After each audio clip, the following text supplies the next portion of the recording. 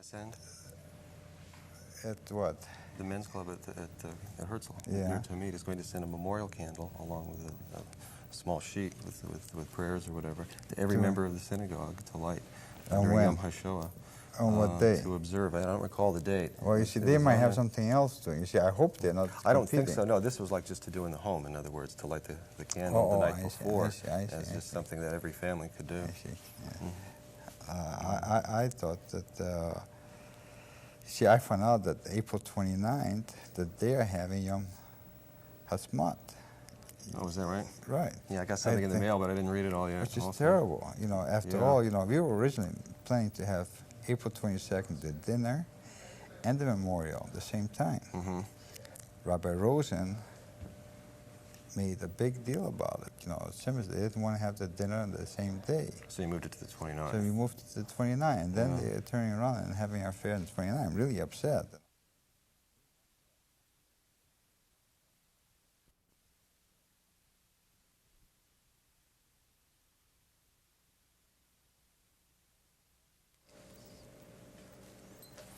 The surviving generations of the Holocaust, based in Seattle, Washington, has taken on the project of videotaping eyewitness accounts of the Holocaust from those individuals who survived the Nazi reign of terror.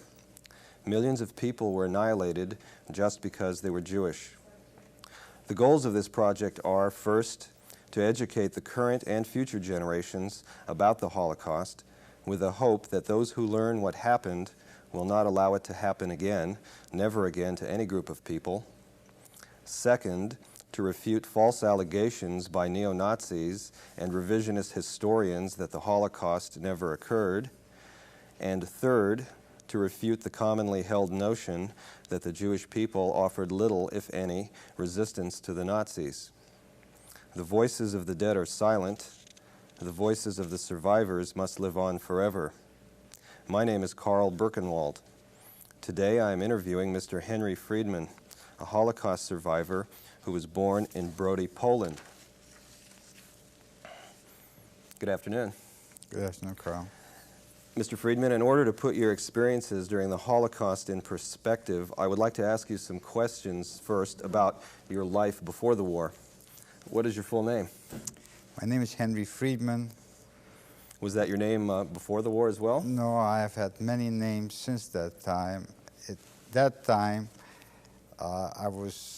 my Jewish name was Hirsch. At least that's what my grandma used to call me, is Herschel.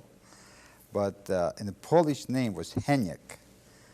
And so at school and so forth, I was called Heniek. My Hebrew name was Zwi, Z-W-I. And then under the Russian, maybe jumping on my schedule, under the Russian I was called Gena, because they don't have a H. And then when I was in Austria after the war, I was called Heinrich. So when I came to the United States, my name was changed to Henry, and I've been with that name. When were you born? I was born 1928, May 5th, 1928. In a city called Brody. It was Poland up to 1939. And then? And in 1939, the Russian annexed that area between 1939 and to 1941. In June of 1941, the Germans attacked Russia, and we're in our city within about 10 days. Did Brody came under a German occupation? Brody became under German occupation. But after the war, Brody then became part of which country? Brody right now is again under Russia. I see. It's Western Ukraine. What are the nearest large cities? We were like in a triangle. Brody was kind of in the middle. Lvov is farther west. And trying to get myself geographically, I think north would be Tarnopol from us, and Kiev is east from our city. Could you describe what Brody was like before the war? What kind of a city it was? population and so forth? Well, Brody had a very large Jewish population. Brody was formed in the 16th century. And Brody in 1815, over half of the population was Jewish. In 1939, in the city of Brody, there were 9,000 Jews living. In the surrounding areas around Brody, there were approximately under 6,000 Jews living. So for a total, within that area around Brody, was about 15,000 Jews living. Were there many cultural activities within the Jewish community? Yes, you know, naturally the synagogue, we had a very large synagogue. Being such a prominent Jewish community, we had very famous rabbis that came out of Brody, and it was an important trade center because before the First World War, it was part of Austria, that area. And the Russian border was only about 3 kilometers from Brody. So there was lots of trading. We were like a border town before that time. So 1939 was a very prosperous community. And like myself, you know, I had to go to regular school, and then we had to go to religious school because it was, and I had a large family. What were the names of your parents? My dad's name was Jacob, and my mother's name was Dora. And my mother was really from that area. My dad originally was born about 29 kilometers away from Brody, a place called Frleyuvka. What were your parents' occupations? Well, there was 2 sides in our family. My mother's side was more in the intelligentsia, were professional people like lawyers, doctors, and so forth. Where my dad's side were business people and farmers, where he comes from. Mm-hmm. So in Brody, most of the relatives that I had were part of the intelligentsia. Mm-hmm. And your father, did he have a business? Yes, we had a textile store, and we also had a farm about 10 minutes from Brody, which is a place called Sukhovoda, which we were managing both things. Mm-hmm. Textile store, because in the old days, you didn't go into a store and buy a suit if you need a suit or a dress. You bought the material and you would sew it, and seamstress would make things, or curtains and so forth. Everything was done at home, so people would buy the materials and do it by themselves. Did you have any brothers, sisters? Yes, I had a brother which was 3 years younger. His name was David. Mm-hmm. And I had, my mother gave birth to a blue baby, which didn't live very long, was about, I think, 3 to 6 months, and passed away. So how long do you think your family lived, or are you aware that your family lived in the area in and around Brody? My mother's side lived there for centuries. Uh-huh. And we're a very old family because we had like about 180, which I remember approximately about 180 close relatives. I mean, there was like, on a Saturday, there was like a revolving door in our house. And people come, you know, for cookies and tea and cousins and so forth. So there was constantly people coming and going. It was like I said, a revolving door. Mm-hmm. And it was always full of people because we had a very strong relationship with these relatives. And these were all relatives who lived in the area? Yes, most of those were just on my mother's side. And on your father's side? My father's side, they were farther away, so we didn't. We would have to travel to go there. They didn't come as often for visits. Yeah. How would you describe your family's standard of living prior to the war? We were, I would say, probably a middle-class family, because naturally we were not ever hungry, because we had a large farm, probably in Sukhovoda we had one of the largest farm, and the textile store, and that helped with income. So, and there were lots of poor people, and we used to get lots of beggars. that used to come around. And my dad had one rule. If a baker ever came to our house, which was Friday afternoon, he would have to spend the Sabbath with us. I mean, my dad would never let him go. And sometimes a woman and a husband and wife would travel. And they were invited to stay with us. And I remember as a kid, you know, they would tell some great stories. As a kid was, you know, because they traveled, they've been around many places. And they would tell us about from other places stories. So I enjoyed it. And I personally maybe feel the reason that we have survived is because of what my dad did. I mean, of his feeling for other people, that he helped people when they were hungry. And perhaps I feel that was part of the reward that God paid to us and saved us. Were the beggars, were they both Jewish and Gentile people who came? The people that would spend this, yes, we used to have both, but these people would spend with us the Sabbath, I would say, as far as I remember, most all Jewish people. Did you have any leisure or sports activities when you were growing up that you favored? I favor sports, but unfortunately, those years, since you know I was very young, I mean, the priorities in my family were with education.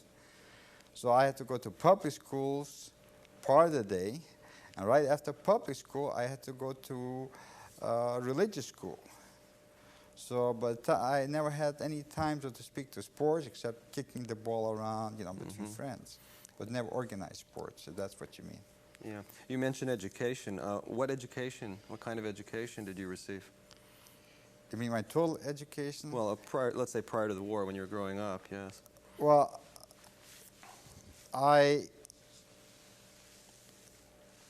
prior to the war broke out in 1939. I was 11 years old. We used to start school at 7. We started school, so I had about 4 years. And then when the Russians came in, they didn't feel that the Polish school was good enough. And they put us back 1 year. So I had to redo, I think, the 4th grade. So I went the 4th grade over again and the 5th grade. Since in Russia, they only had 10 years total school, including high school, where in Poland they used to have like 12 years of total high school, including high school. So they cut down 2 years, but they had a much broader subjects you had to study. Did you receive a religious education also? Oh yes, now religious education I started when I was about 4 years old. I was sent to religious school. And what did that consist of? Well, ritual. I mean, was there an afternoon school, for example, or anything when like I was that? 40? As you were growing up before the war. Well, we used to. It was almost. If I remember, like today, I used to hate it because other kids used to have the time to go out and play, like you say, sports.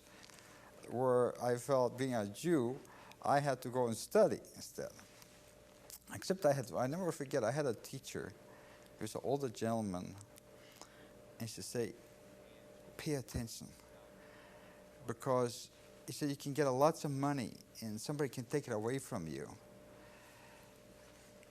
He said, you can have property, but if you want to travel, you can't take the property with you. But he says, one thing, when you have in your head, nobody can take that away. It's very easy to carry around. He says, so pay attention, learn, because this is the precious thing that you can have. In those days, I didn't appreciate it, but now I know what he was talking about. What was the level of religious observance in your home? Very orthodox. My dad was very observant. My dad had also policy. Now some of the things come to me, like if something was good, something good happened to us, we had a good crop, he would share some of it, give it to the robbers, the robber could give it to poor people. If things were bad also, he would go to synagogue, have the rabbi pray for things to get better. You know, somebody, God forbid, was sick. So my dad was a very religious, pious, so to speak, person, very obedient. Did your family, for example, keep kosher? Absolutely. Now, my mother was not as kosher as my dad. As a matter of fact, once in a while, she would take me to a restaurant, which was not that my dad would go to, but yet, and she would say, don't tell Dad about it, because he would be mad. You're not supposed to be in this restaurant. So she would go outside, but my dad was very, very kosher. What language was spoken in your home? Mainly it was spoken Polish. Except, as a matter of fact, I knew very little Yiddish until I think I was maybe 6 years old, because I was raised, we had a lady to take care of me, and so I personally, I remember visiting my grandmother. I was about 6 years old, and she couldn't believe that I couldn't speak Yiddish, that I only spoke Polish, and she changed that during that visit.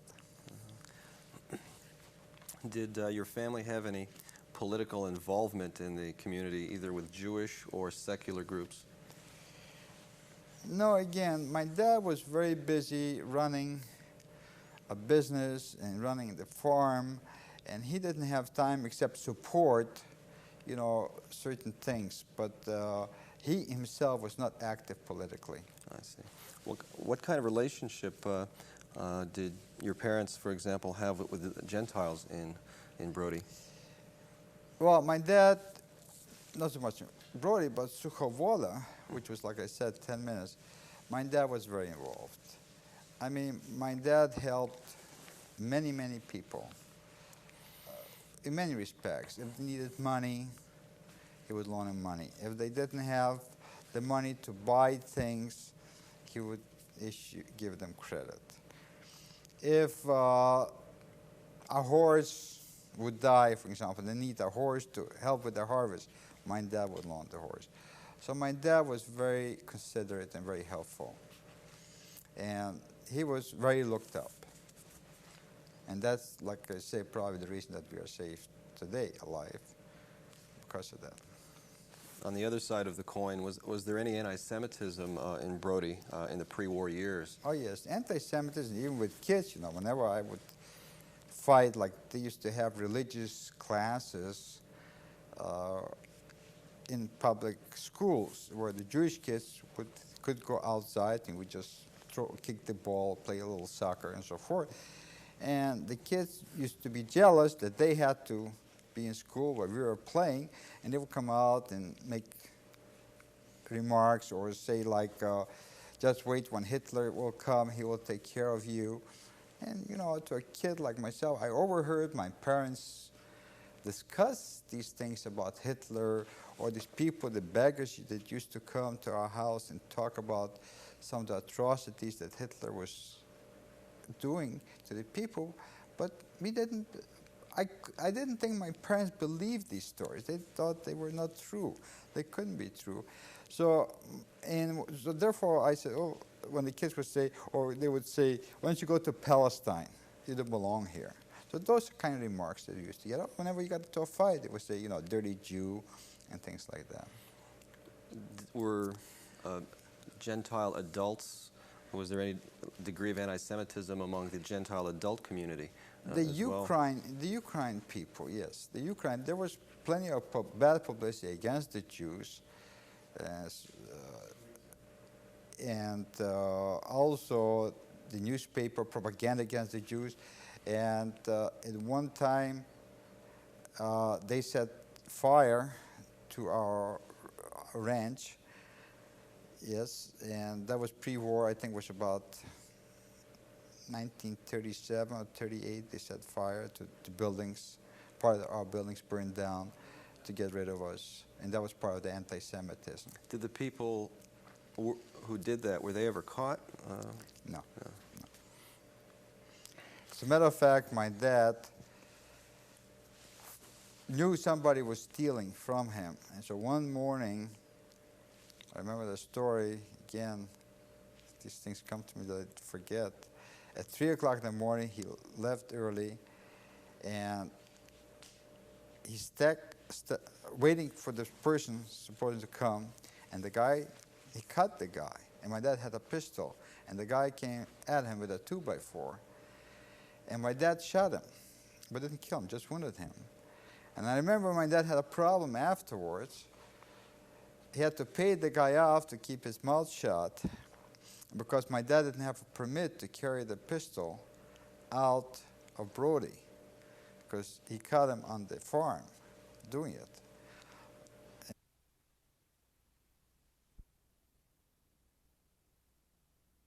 At one time, they set fire to our ranch. Yes, and that was pre-war. I think it was about 1937 or 38. They set fire to buildings. Part of our buildings burned down to get rid of us, and that was part of the antisemitism. Did the people who did that, were they ever caught? No. As a matter of fact, my dad knew somebody was stealing from him, and so one morning, I remember the story again. These things come to me that I forget. At 3 o'clock in the morning, he left early, and he's waiting for this person supposed to come, and the guy, he cut the guy. And my dad had a pistol, and the guy came at him with a 2x4. And my dad shot him, but didn't kill him, just wounded him. And I remember my dad had a problem afterwards. He had to pay the guy off to keep his mouth shut because my dad didn't have a permit to carry the pistol out of Brody because he caught him on the farm doing it. And even the guy was going to kill him if he didn't shoot him, but my dad had to pay his medical bills and so forth to keep this thing quiet. Sure. And when approximately did that event occur? Do you remember how old you were? That was also pre-war. That was maybe in 38 at those times because we were, as a matter of fact, we were ready to leave Poland. If the war would have held up for another 2-3 months, we would have been gone. We would have been in Canada because we were going to leave because Canada was letting in farmers. And we were coming into that quarter. And it's a long story to tell you, but we were trying to sell all our property. We had buyers for it. We were going to leave for Canada. But the war cut us before we could do it. Yeah. I'd like to move to the war period now. Did the German invasion of Poland in September of 1939 include the area that you lived in? No, they stopped. Well, in September of 1939, I remember like today, you know, I was already 11 years old at that time, so, you know, I remember bombs falling on the city and panic.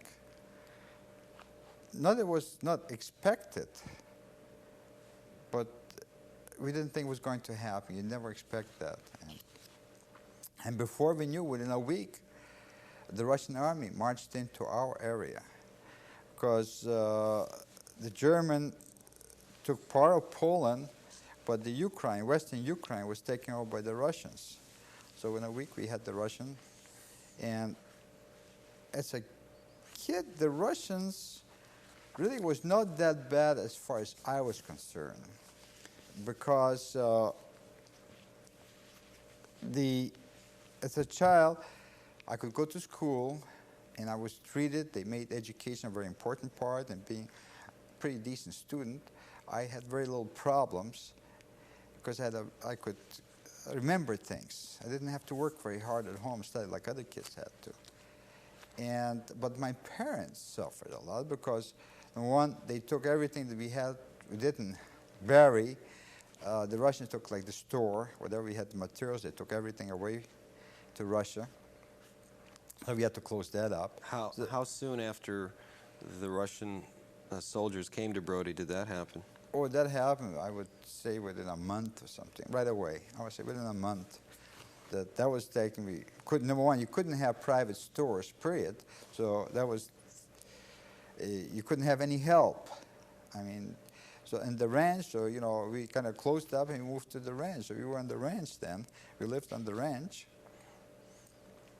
And the Russians were forcing us to become part of the commune type system. Throw in our land to our collective farm, kolkhoz, they called it. And my dad was against it. And the village was looking up to my father, because they felt if my father went, then they all would have to throw in their properties. And so my dad was under lots of pressure. And he hated Stalin as much as he hated Hitler. I mean, to him, Stalin was as bad as Hitler. He didn't see he saw very little difference. As a matter of fact, when the Russians called Otlitchnik, one of the best students in the class, they picked one student, and I got a diploma with Lenin's picture, and I brought that home, and my dad wouldn't let me hang it up, and I couldn't understand it. Here, I earned it, and I was very mad.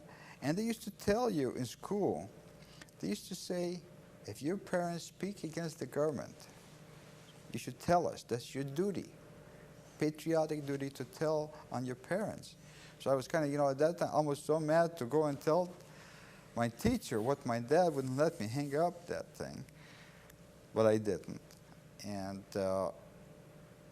see, in 1940, the Russians took many Jewish people from Brody. Some of my relatives were also taken from Brody to Siberia. Why? Because they felt they were anti-socialism, or the background and so forth. Some of them were attorneys and people like that, I remember, were taken. And my dad was also to be taken at a later date because he wouldn't throw in to the collective farm. When, do you remember what month and year you moved from Brody to the farm? This was probably right after, as the war was starting, because that was a safer place. Even though it was only about 10 minutes away, but it was safer to be on the farm than be in the city. So it would have been shortly after September of '39 then? Yes. How did the Russian takeover of the area affect the rest of the Jewish community? It was, I really can't tell about that because I was not involved, I was not that old to feel. I can only tell you about the feeling that I personally had. The Jewish community didn't like it. Naturally, some of the poor people that became officials of the government, they got jobs, they never had jobs and things like that, they supposedly were the communists, and they liked it. And some of those found out later that the communism that they dreamt was not really the communism. And they were taken away in 1940 to Siberia also, because they were disappointed in the system. Did you or your parents sense at all, prior to the German invasion in '41, that the Jewish community was in any danger during the Russian occupation as a community? As a community, I would say not. When the war did come to Brody as a result of the German invasion of the Soviet Union, could you describe what happened to your family and to the community in the very beginning? You remember where you were, for example? In June, I was asleep. It was on a Sunday morning. I remember, and bombs started falling again, and we could see the flames, the city on fire. Naturally, even though by that time I was already 13 years old, it was. I saw already bombs falling before. You still are very scared, and knowing that you have the protection of your parents is helpful. And I felt in a way very secure of my parents that they would protect me. But it didn't last that long because the Germans were in our city within a week. because they were like 100 kilometers away where the border was from Brody. So they were within 1 week. And in July, in order to get jobs, they put out an order. All people have to register for work, especially intelligentsia, like lawyers, doctors, engineers, teachers. And the people that did register, the Jews never came out, never saw the light. 250 of them were tortured and murdered, and the rest were taken away into labor camps and never returned. Did you hear of these things or know of these things at the time from your parents? And No, we knew we knew of the killing. We knew of the killing, but we didn't know where the rest went. We assumed they went to labor camps, but we knew of the murder. Yes, the brutal murder we knew. And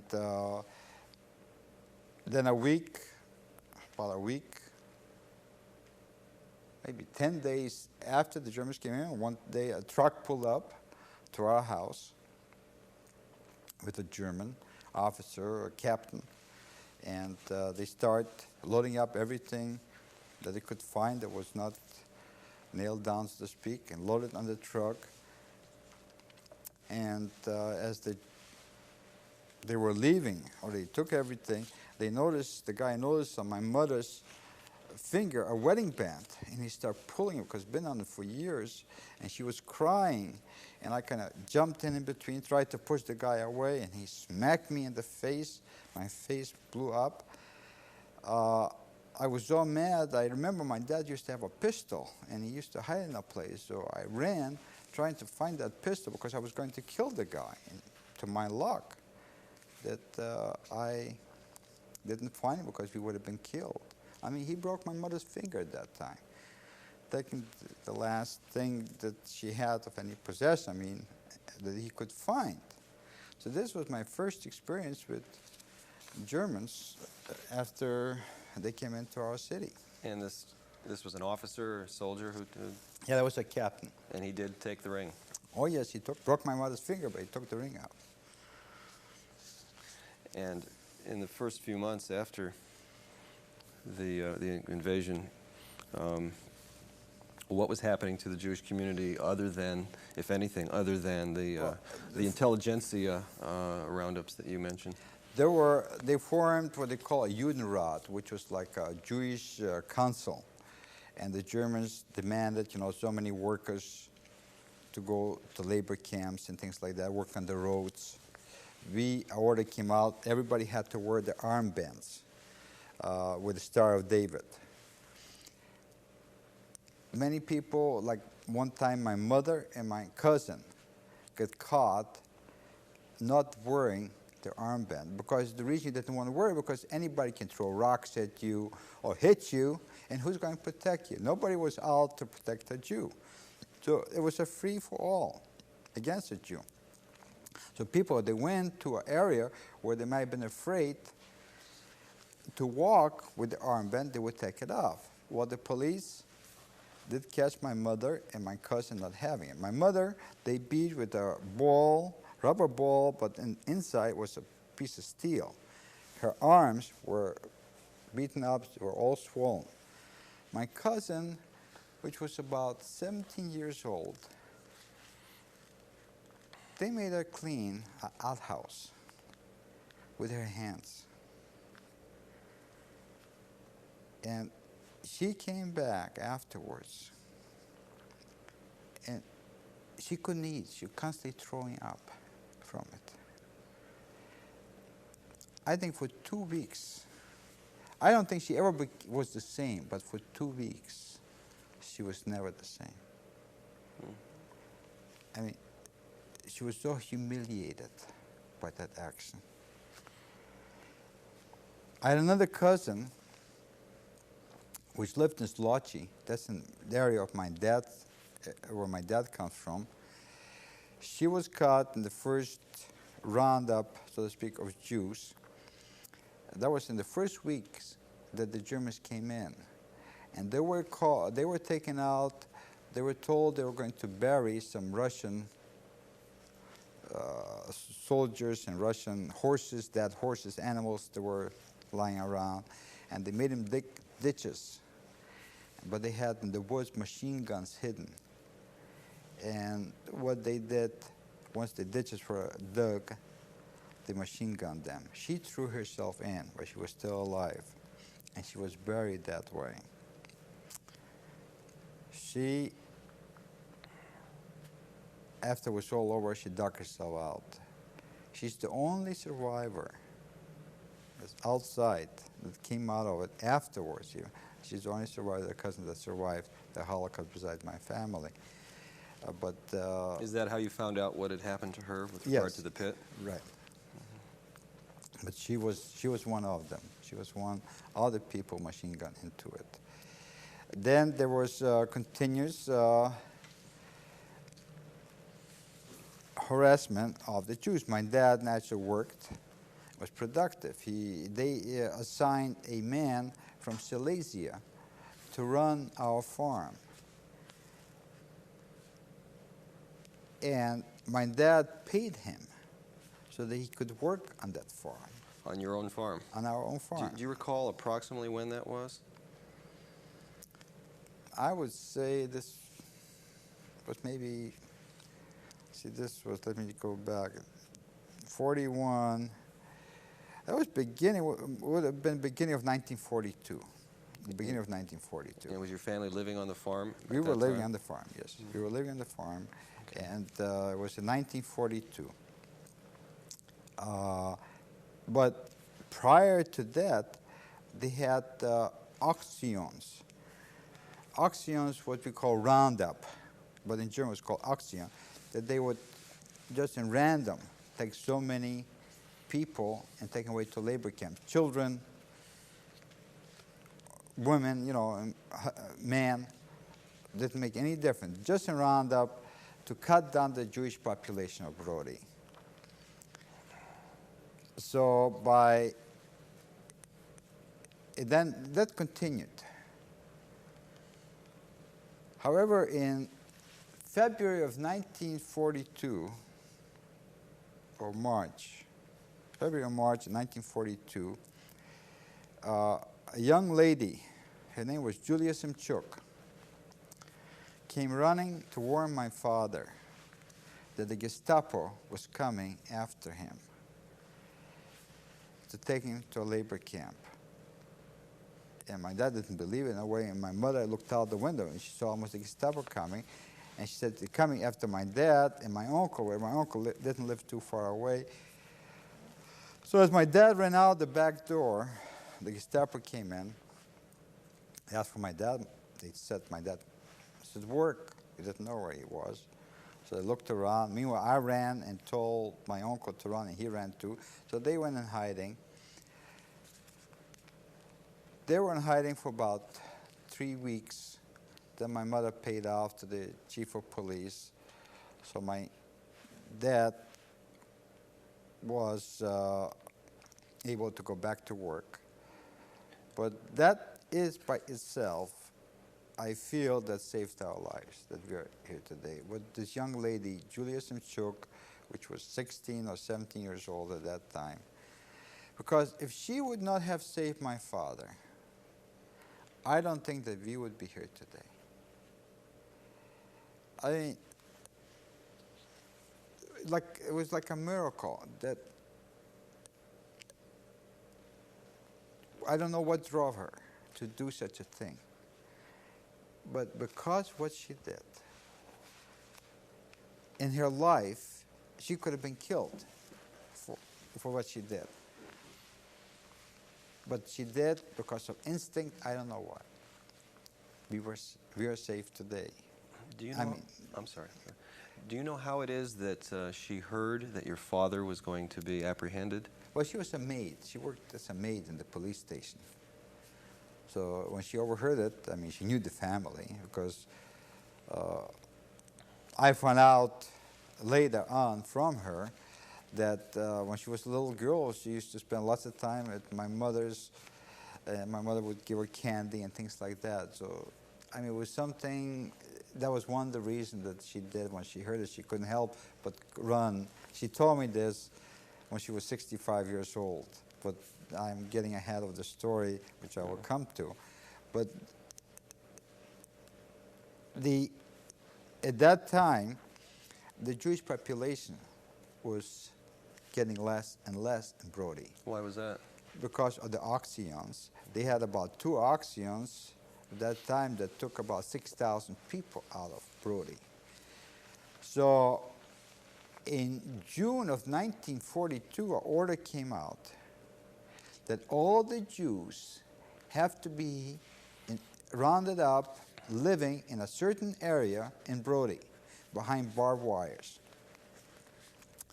And my dad said at that time, once they have us behind barbed wires, it'll be hard to get out. He said, therefore, we will do everything possible not to be in that position. So he talked to the man that ran our farm to see if he could save us from have to go to the ghetto. I guess my dad paid him some more money, and the guy arranged with the authorities to keep us on the ranch since it was harvest time coming up, and then planting time, since my dad knew what kind of crop he had the previous season in the plots of land. And you have to change the planning. So he had one good excuse to tell us, since my dad had that information, that he needed it, he would have my dad work during that time, and the authorities allowed our family. In other special cases, they allowed to stay outside the ghetto, only special situations. The ghetto was the area inside the barbed wire? Inside Brody, behind barbed wire. So you see all the other communities. When the ghetto was finally completed, all the people were rounded up, it had approximately about 6,000 people in the ghetto. That was towards the end of 1942. In October 1942, the population of the ghetto in Brody was 6,000. Because that was all the people that lived in surrounding areas. Like in Tarnopol had a ghetto, or Lvov had a ghetto, but there were not small ghettos in between. Brody was one of them. And this was just Jews in the ghetto? Jews only in the ghetto, right. So we continued working.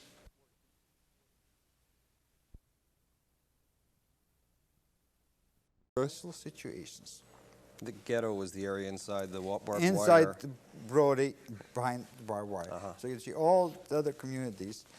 When the ghetto was finally completed, all the people were rounded up, it had approximately about 6,000 people in the ghetto. That was towards the end of 1942. In October 1942, the population of the ghetto in Brody was 6,000. Because that was all the people that lived in surrounding areas. Like in Tarnopol had a ghetto, or Lvov had a ghetto, but there were not small ghettos in between. Brody was one of them. And this was just Jews in the ghetto? Jews only in the ghetto, right. So we continued working, but this gave us the opportunity to prepare our eventual place, a hideaway, in case we had to go to the ghetto. And who were the people? Julia's parents were one of the people that my dad arranged to hide part of the family. Then my dad arranged with another lady to take him in case the time came. And he prepared food. He prepared food for about 6 months emergency to feed us. So in October of 1942, the order, as a matter of fact, I came back from the field, and my dad was being told to go to see the boss, and he said, I don't like it. And I remember when he came out, I could tell on his face there was bad news. And he said, the Gestapo is coming after us tomorrow. We're going to have to be to the ghetto. However, since we had our plans made, it was probably that night in October was the darkest night that I can ever remember in my life, because you couldn't see in front of your nose, it was so dark. In that particular night, we disappeared from existence. So myself, my mother, and a young Jewish lady that we adopted, she was from Białystok area. She was a teacher in our area. What was her name? Her name was Clara Zinger. Since she was a teacher, she helped me with my studies during the German time because I couldn't go to school. No Jews could go to school. They couldn't go to private schools or couldn't go to religious schools.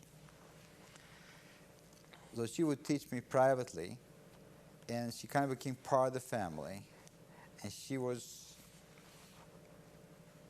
with us during the hiding and was safe with us during the hiding time. So I, my brother, which was 3 years younger, David, and my mother and this young lady went to one place. We went to the Semchuk family.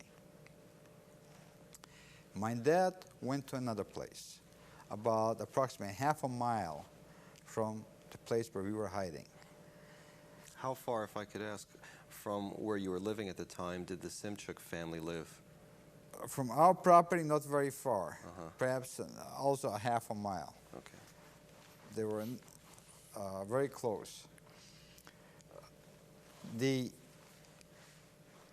Our space in that area was about the size of a queen-size bed.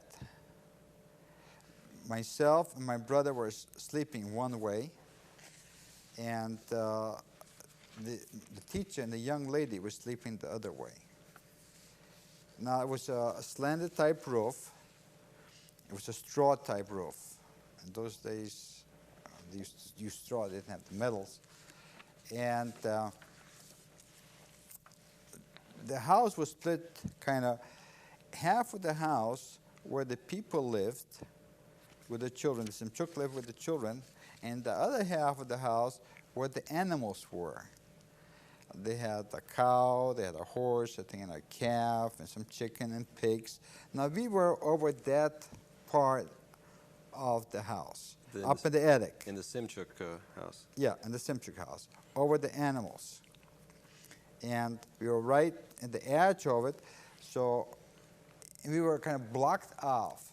Like, you know, you had to have a place to go up to the attic, but you would be going up to the attic, and there would be a stack of hay. So nobody could see us if you went up from one side out to the attic, the regular side. But there was a special opening from the barn that that's how we were getting our food. It was not an opening like, you know, it was a false type thing, but it looked like natural. But that's how we were getting our food. Do you remember the date that you went into hiding? It was October of 1942. Uh-huh. And it started already being very cold. And we were experiencing the first winter, which we didn't realize what would be to be in the open. I mean, we would, in front, just from breathing, our covers would be frozen. It was a situation where we had to be. We realized, at least I realized, we couldn't speak a loud word. And part of the war in the beginning was, will I ever be able to speak a loud word again? Because all we could do is whisper, and we could only whisper in certain times. Could you stand up? No, the only thing that I could do is lay down or sit up. My younger brother, he could go right in the middle, kind of near the chimney, and he could stand up there. But he was the only one that could stand up. Myself, my mother, or the lady, the only space that we had was to lay down or sit up. In the beginning, I think the first month, we would get some water, just a little bit of water where we could wash ourselves. But from then on, we never had any water to wash ourselves. You didn't even get, the only liquids that we were getting was with the soup that we would be getting.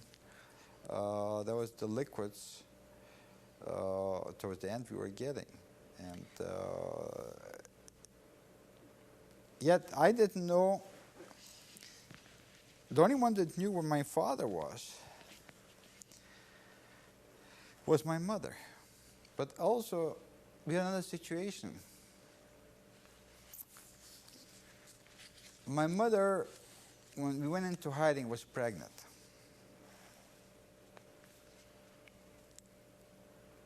That's a very tough story for me to tell, because I haven't told the story. I've told about my story, but haven't told this story. So she was pregnant, and I think about 4 months, or 4.5 months, it was in January, I think, where she had to give birth. January of what year? Of 1943.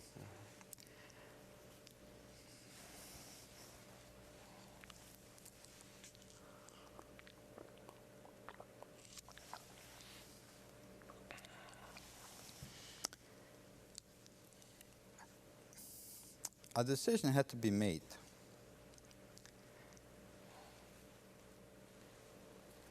What to do with the baby. We couldn't have, since we couldn't speak loud words, we couldn't have anybody crying. How do we know a baby is not going to cry? How can you tell a baby not to cry? So a decision was made. You had to kill the baby.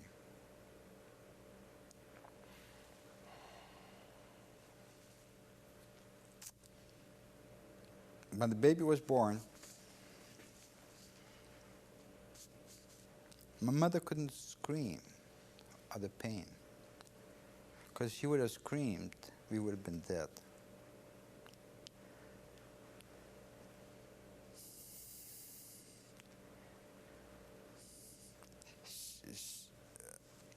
We were told, me and my brother were told not to look, turn around, look the other way.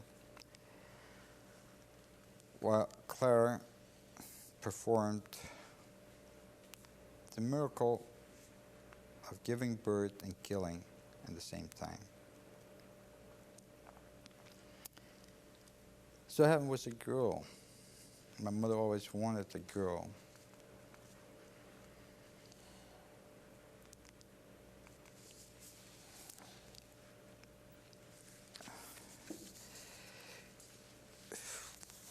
When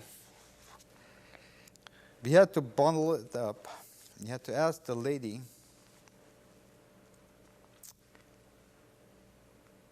she had to bury it, So what happened?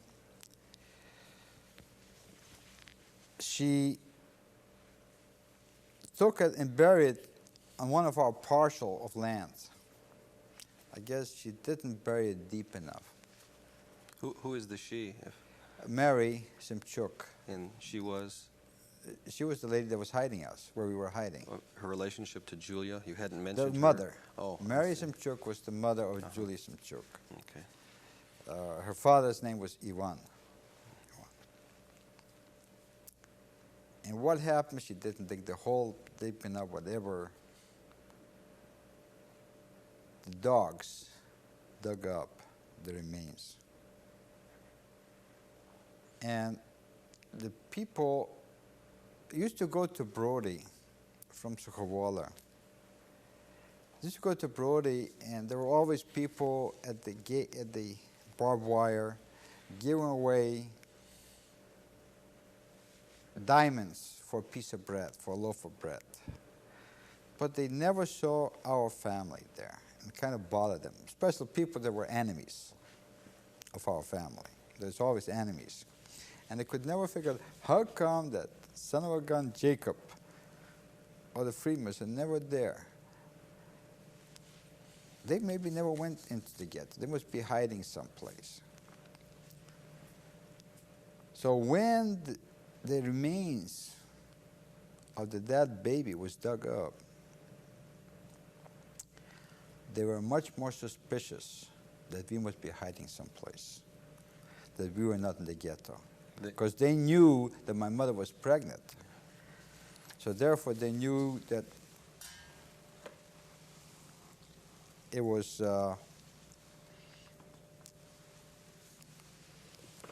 my mother's baby.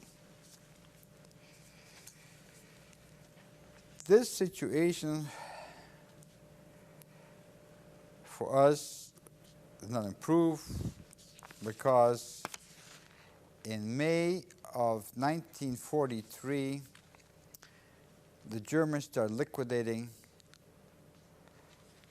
the Brody Ghetto. And first they took over 2,000 people, were taken to Belzec. One of the camp was Belzec, and another camp. And the reason I know because we didn't know at that time where they were taken. This I found out afterwards. But the farmer was keeping us informed what was happening in Brody. The farmer was? Mr. Iwan Simchuk, the farmer that we were hiding. He would be talking to his wife, and telling what was happening so we could overhear. Because our communication, the only communication that we had, what was going on, is me eardropping on the family that were talking in the house, listening in what I could hear, or them freely communicating in the barn so we could hear what was happening. Because otherwise the only thing they would do is just through a special hole, push up the food to us, and that was the only communication. You couldn't go outside? We could not walk, could not go outside. And the space that we had was a little bit more than a queen-size bed, just to crawl over a few feet to get the food. This was our area. So this was happening in May. And then by June of 1943, a proclamation was made by the German. Or before that, the Ukraine police the chief of police was a very good friend of Mrs. Simchuk. As a matter of fact, he was a lover of Mrs. Simchuk. And people were constantly saying that we were not there. One policeman bragged that he killed our family in the liquidation of the Brody Ghetto. He was very proud that he was the one that killed.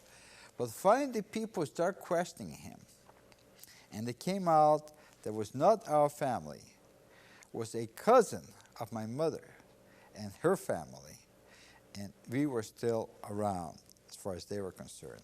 I mean, how the people wanted to make sure that we were dead. Some of the people, not all, but some of the people, especially a group called Banderas. They were haters of Jews and very nationalistic. What does Bandera stand for? For a person. Like Hitler, his name was Bandera, and he was the leader of a group of Ukraine. They were called themselves nationalists, but they were terrible anti-Semitic, and they were responsible for killing many, many Jews. If I could backtrack a little bit, I believe you were talking about the way in which you were able to hear once in a while the Simchuks talking. Were there any specific incidents that may have occurred that as a result of what any of you heard the Simchuks discussing that caused any change in your conditions? Well, the change in the conditions came after a situation, after the ghetto was liquidated and the area was Judenfrei, which meant Jew-free, and anybody hiding a Jew or helping a Jew would be killed like a Jew, etc., etc.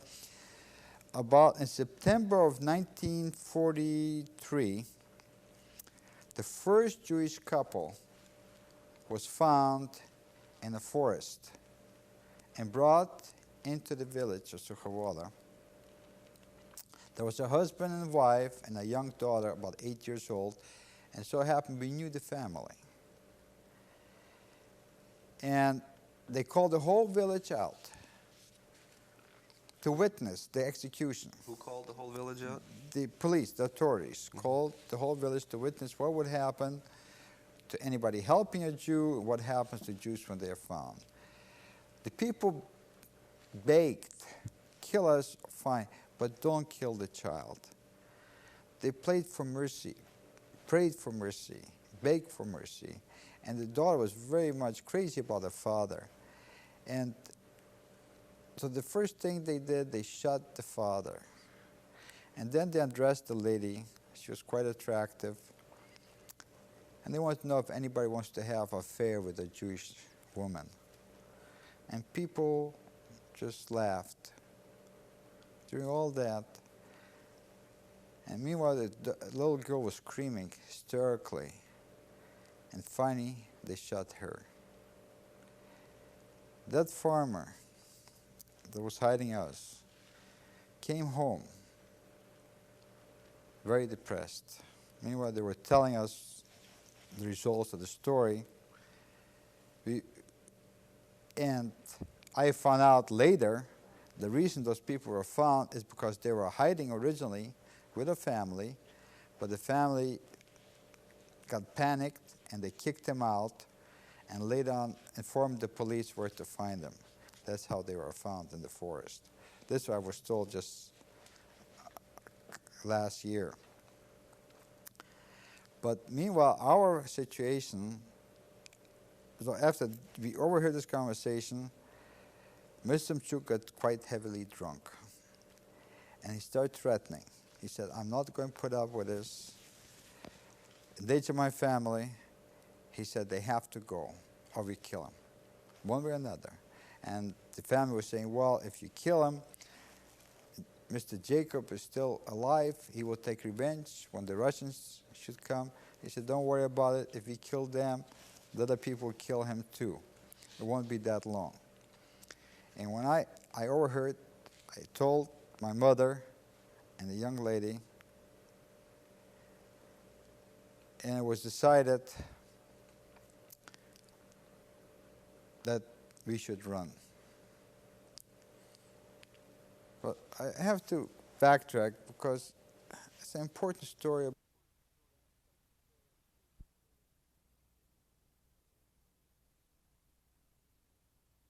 was hiding us. Came home very depressed. Meanwhile, they were telling us the results of the story.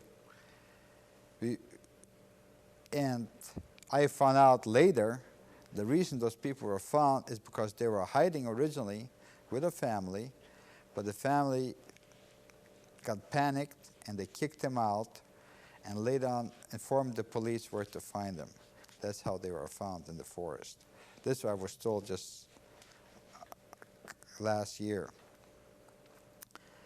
But meanwhile, our situation, so after we overheard this conversation, Mr. Mchuk got quite heavily drunk.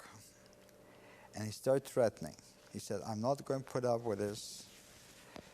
They to my family, he said, they have to go or we kill him, one way or another. And the family was saying, well, if you kill him, Mr. Jacob is still alive. He will take revenge when the Russians should come. He said, don't worry about it. If we kill them, the other people will kill him too. It won't be that long. And when I overheard, I told my mother and the young lady, And it was decided that we should run. But I have to backtrack because it's an important story about survival. By that time, we were getting only one meal a day. And we're getting a little piece of bread. And my brother would save his bread so that he would get it a little bit later when he gets hungry. We used to sleep a lot. But what I would do when he was asleep, I would steal that bread from him. And I would tell him that the mice ate it. One day he caught me doing this. He started crying. And my mother, the young lady, got on me. She said, "How could you do it? Steal from your own brother." And I felt very bad. So I turned to my mother. I said, "Why did you bring me to this earth, to this misery? I didn't ask for this." So in a way, I tried to put the blame on her.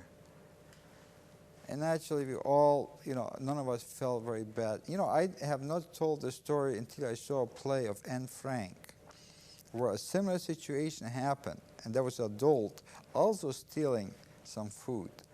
It's very difficult for people to realize there's certain things you want to forget in our past, painful things, like stealing from your own brother a piece of bread in order to survive.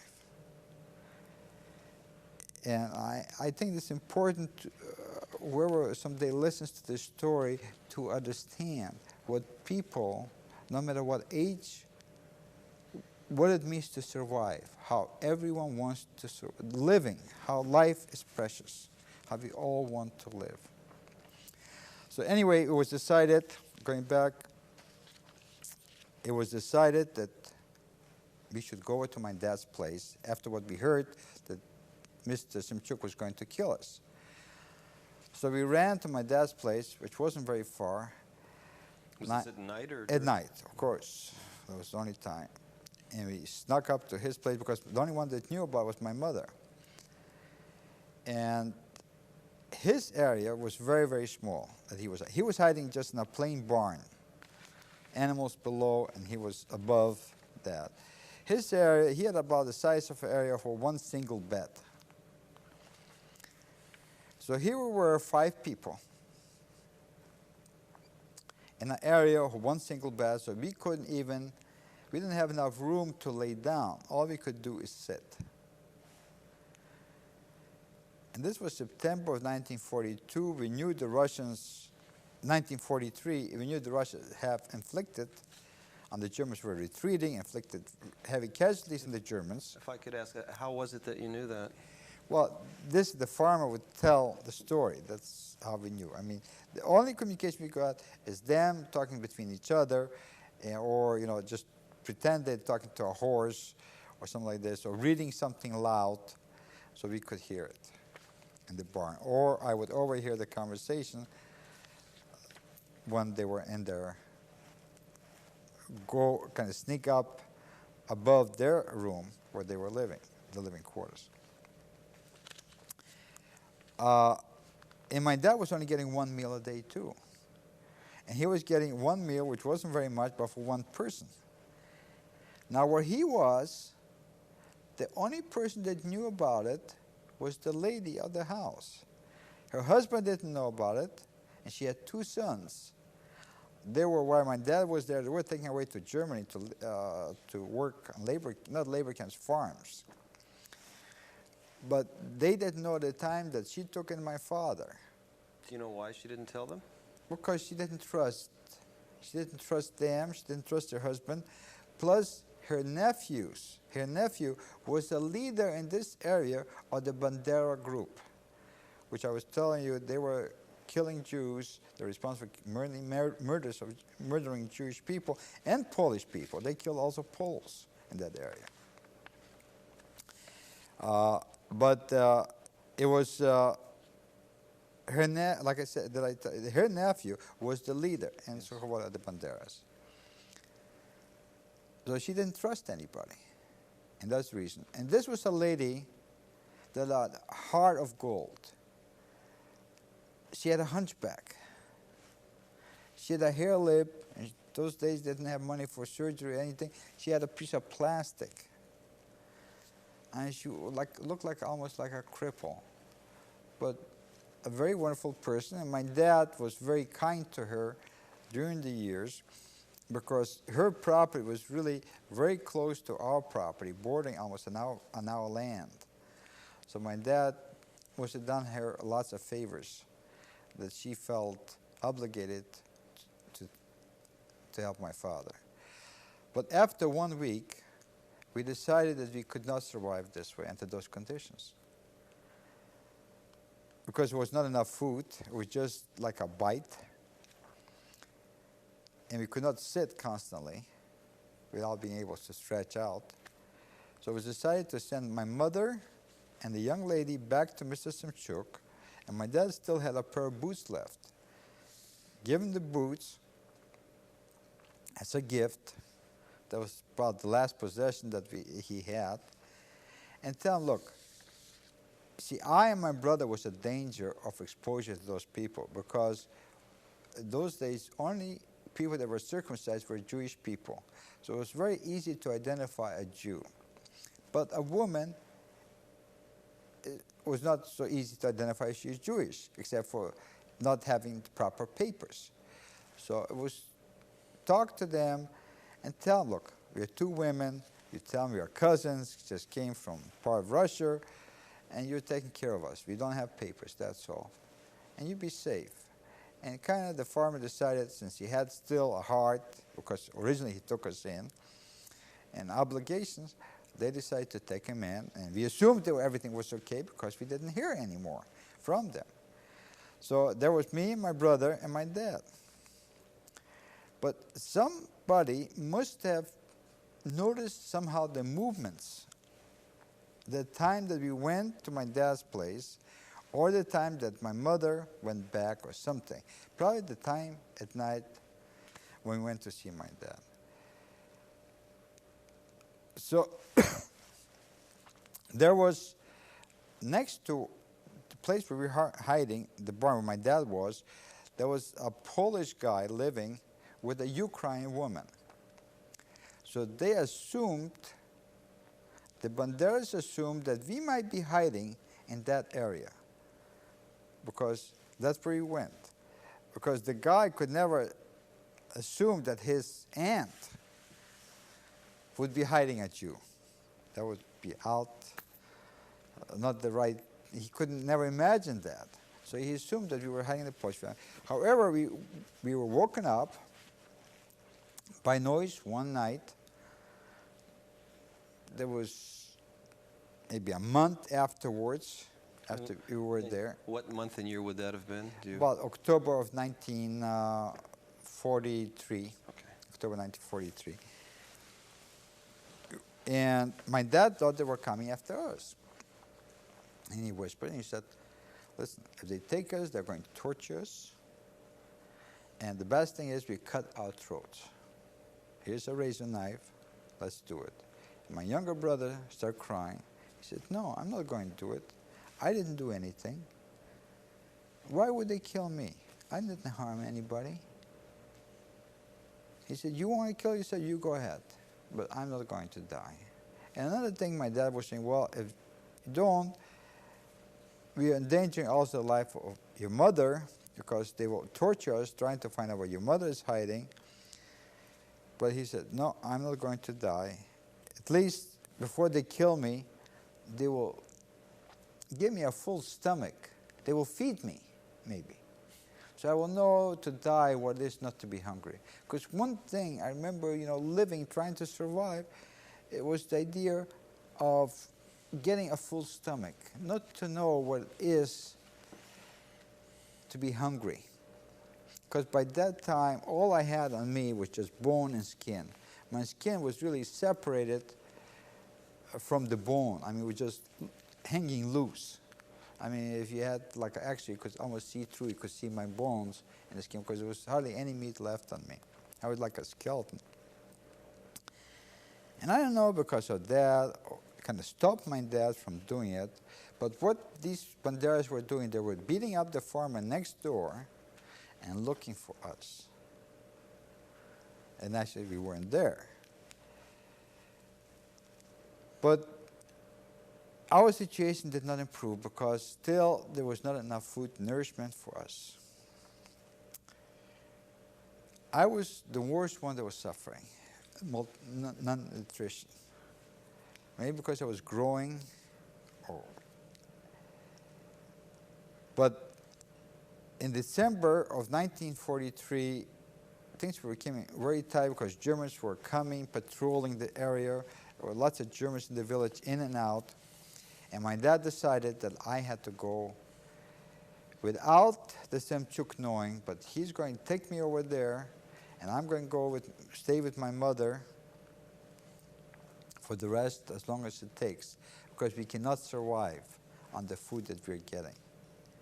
So one night in December, he decided to take me over back to my mother. And I couldn't walk. So he had to carry me. I didn't weigh very much. Because I remember after liberation, 3 months later, all I weighed was 45 kilos. That was my total weight. Yeah, 45 kilos. It wasn't 45 pounds. It was 45 kilos. And it was lucky, he didn't have any boots, so he had to wrap himself with rags, his feet, to walk in the snow. That was because your mother had taken the boots previously? Previously given away. Oh. But that was a lucky thing, because the split second, as he pushed me up, and we got up to where my parents were, a German patrol came by. Within a minute, 1 minute difference, we would have been stopped by the patrol, and we would have been killed, and everybody would have been killed.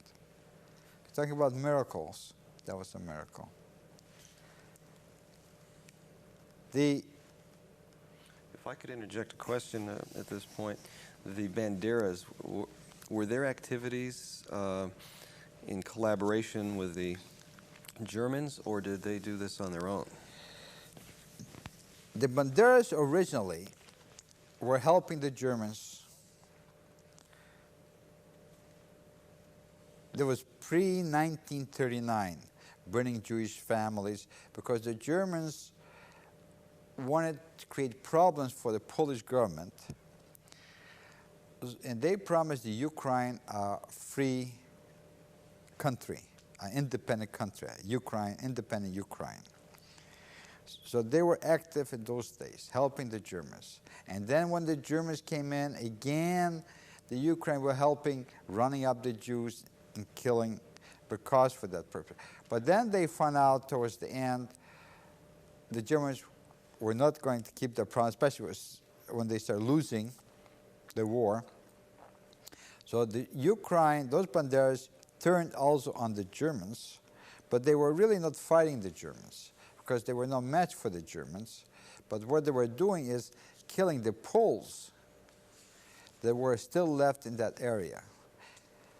And as a matter of fact, in 1944, approximately in January of 1944, that they burnt every Polish farm that was in Suchowole.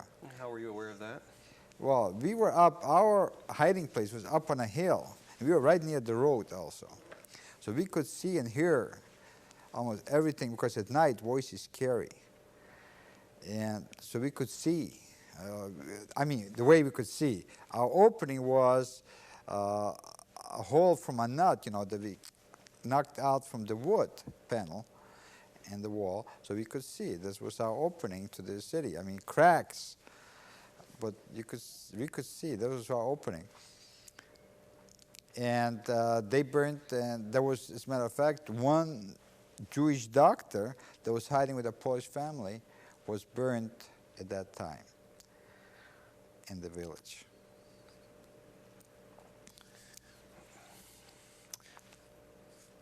You mentioned that your father took you back to the Simchuk's house. If I could, I'd like to ask you just a couple of more questions about your hiding situation.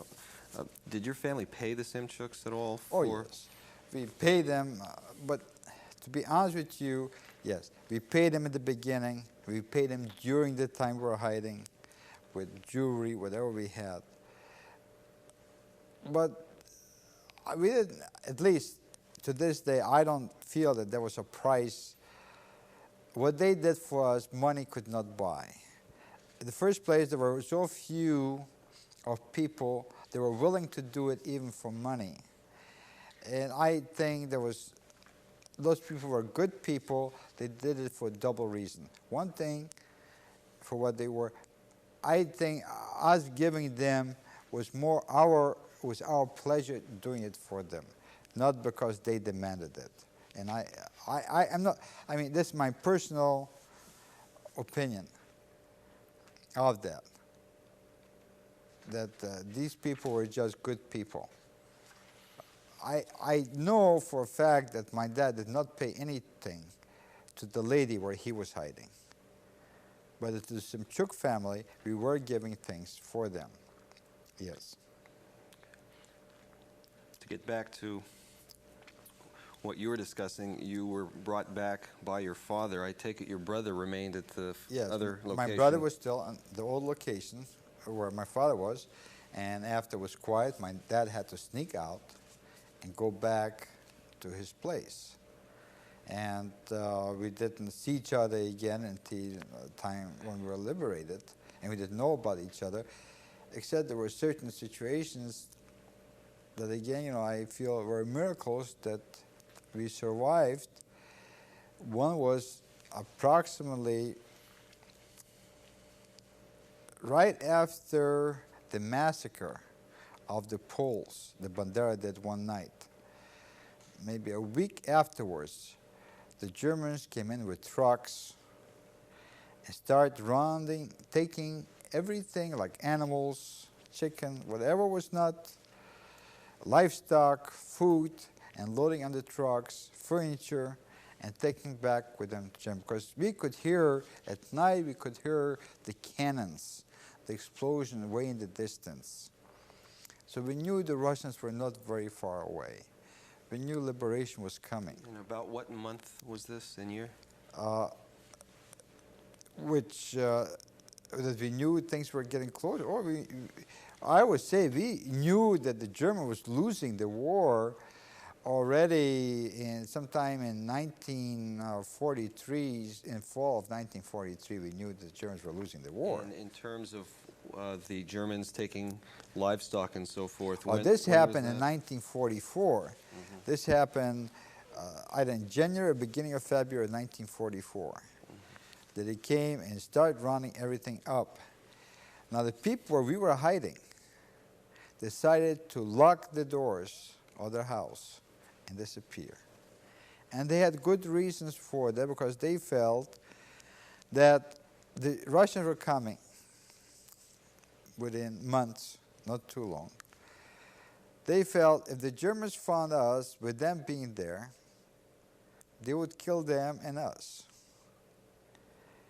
So they felt if the Germans found us without them, then they could hide out for 2 months until the Russians came, and their family would be safe.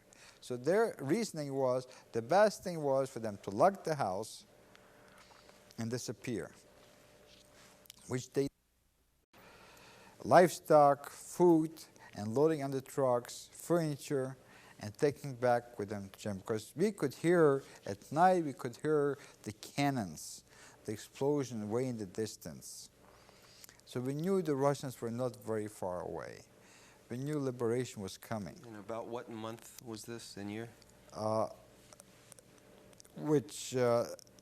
we knew things were getting closer. Or I would say we knew that the German was losing the war already sometime in 1943, in fall of 1943, we knew the Germans were losing the war. And in terms of the Germans taking livestock and so forth, This when happened was in that? 1944.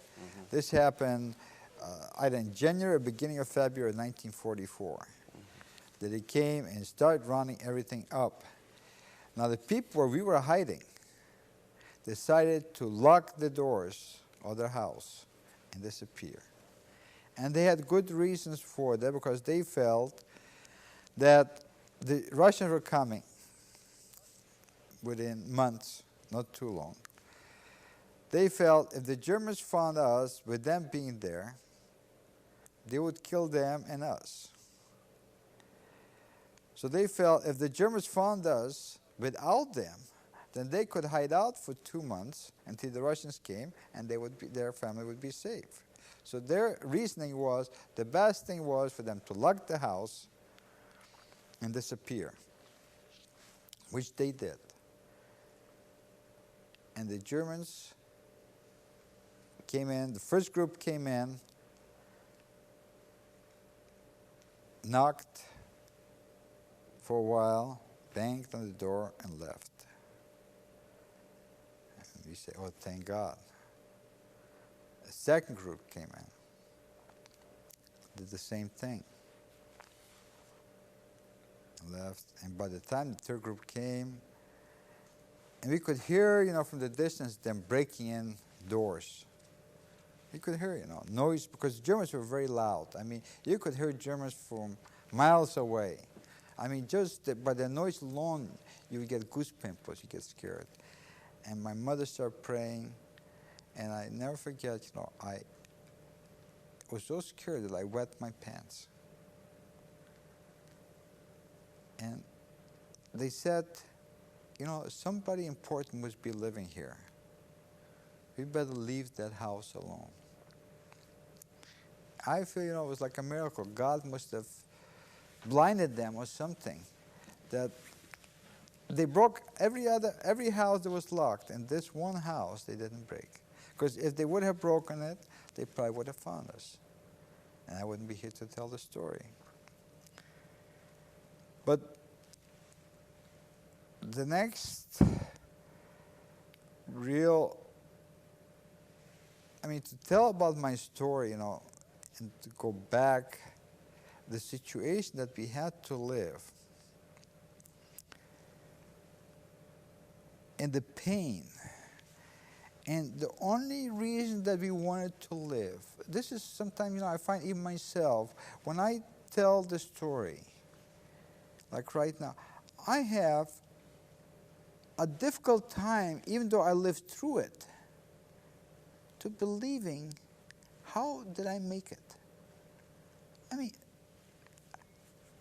here I was, I remember talking to my little brother, and we used to say, do you think sometime when we have children, if we tell them the story, will people ever believe us? And he said, no. Because it's so difficult. I lived through it. And the pain. And yet, the only reason I survived, I think,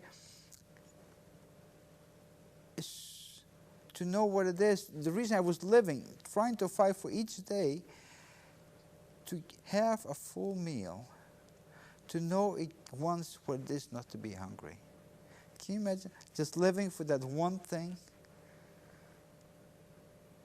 I mean, here was a situation where for 17 and a half months, we never got sick once. We never coughed. If we would have coughed, we would have been dead. For all that period of time, we never washed ourselves or brushed our teeth or any of those hygiene type things. How can a person live that way? But we did. And then, can you imagine, for almost a week, not quite a week, We didn't get any food. Being all these conditions. You mean a week after the Germans had... No. This is right before liberation. That's what I mean. Yeah. Right before liberation, because there were Germans all over. As a matter of fact, there was a kitchen. We used to smell the food from the kitchen. It was right on the front yard of the farm. There was a German kitchen. And they were cooking those meals, and we could smell, but we couldn't get any of that. And for a time, we didn't get any food at all. And one day, the way that we used to get food, as I told you, the woman would just shove the pot up, whatever it is. And one time, I hear a noise. So I crawl up, I figured the food was coming, and instead I see a bayonet. I just froze. I couldn't move. And I didn't know what to do. I just froze. In the split second, Mary Simchuk did catch the German soldier. He said, "What do you want? What do you want? What is that?" And he said, "Eggs, Eier." He said, "You come, I'll find you some." I mean, if he, there was a step ladder. A step ladder to the side. If he would have taken the step ladder and just moved a little bit of the hay up there I was. You talk about miracles. Could you describe the events leading up to your actual liberation? The last few days prior to your liberation and how that happened? Well, there was shooting and firing. Even before, we used to love to listen to the bombers, Russian plane. We could tell whose plane it was. We could tell a German plane, we could tell a Russian plane, which plane was flying over. This was music to our ears. It was also such a pleasure to see the Germans retreating and seeing almost a demoralized army, because we would peek through these holes and see these things. This alone was a tremendous satisfaction. Already was worthwhile all the suffering that we went through to see the Germans in that condition. Because up to that point, you looked at the Germans like they were 10 feet tall. They wore these boots. When they marched, they could be miles away. You knew the Germans were coming, or the boisterous voices. So to see that situation of the Germans, this by itself was a tremendous opportunity to say, it was worthwhile living to see this moment. However, I did not get to the point to have a full stomach.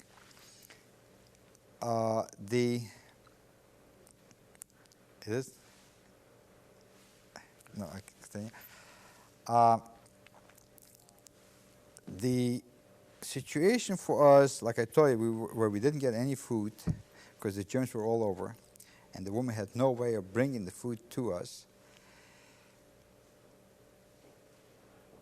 As a matter of fact, she did bring us food right after that instance with the German. And the next thing, there was lots of shelling. One time, even a shell hit the chimney where we were hiding. Hit the chimney. The chimney came down. It's like another miracle. It could have hit where we were, could have hit the straw room, would have killed us.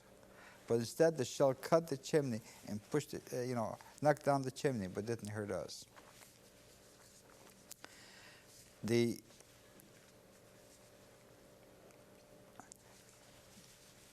March 14th, 1944, all of a sudden, there was heavy shelling, and shells were just flying over our roof. Because we were right near the highway. And not far was a bridge. And then late afternoon, the Russian army marched into Sukhovola. But it was so fast and darkness broke in. And it was quiet. All of a sudden, all the shelling stopped. And the lady, because the Germans didn't have enough time, left the kitchen in front of the yard. She brought us up some goulash. And we ate that goulash on starved stomachs and even some bread. But we were thirsty. We were so thirsty, but there was no water.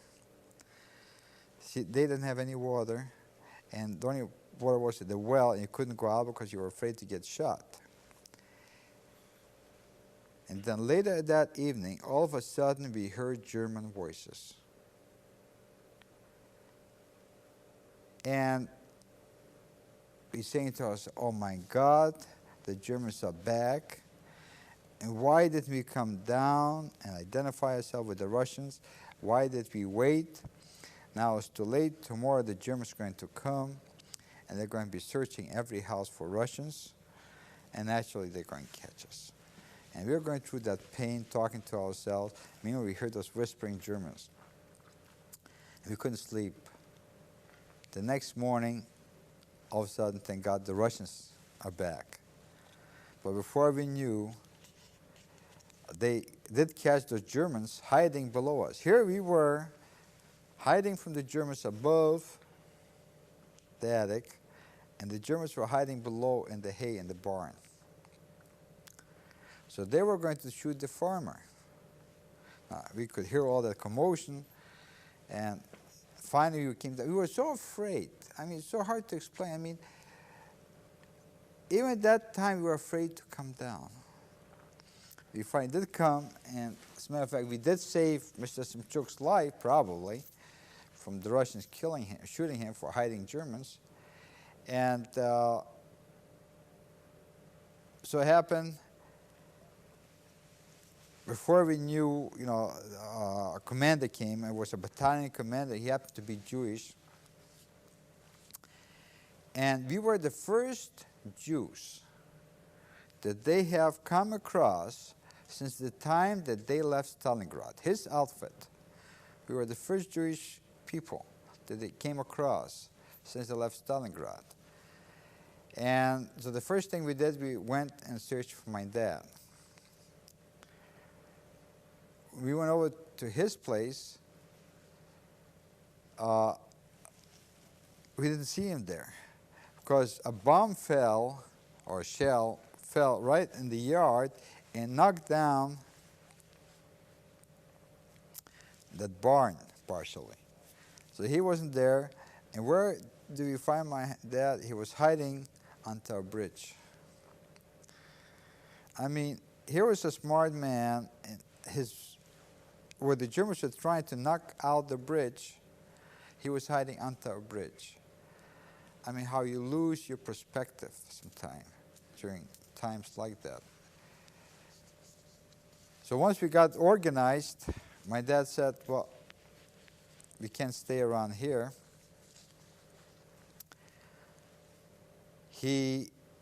There's horses running around and things like that. So he found a horse, got a sled, and we moved away from the road, away from the main junction, because we were hiding right near the main road. And we slept. We went house to house. Meanwhile, we went some to houses, and most of the people left the houses, and there was still food cooking. We just ate. We ate whatever was there. I think at this time might be an appropriate point to take a brief break. Good idea.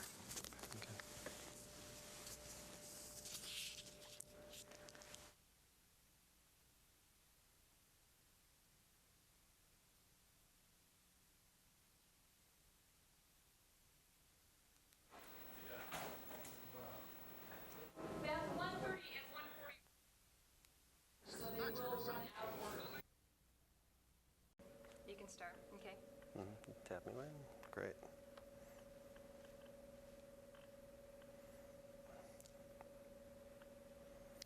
Mr. Friedman, before we took a break, you were describing your liberation. Do you remember the date that you were liberated? It was March 14, 1944, when we were liberated, and we came down from our hiding place, and at that time there was a Russian officer. He was a battalion commander. He was Jewish.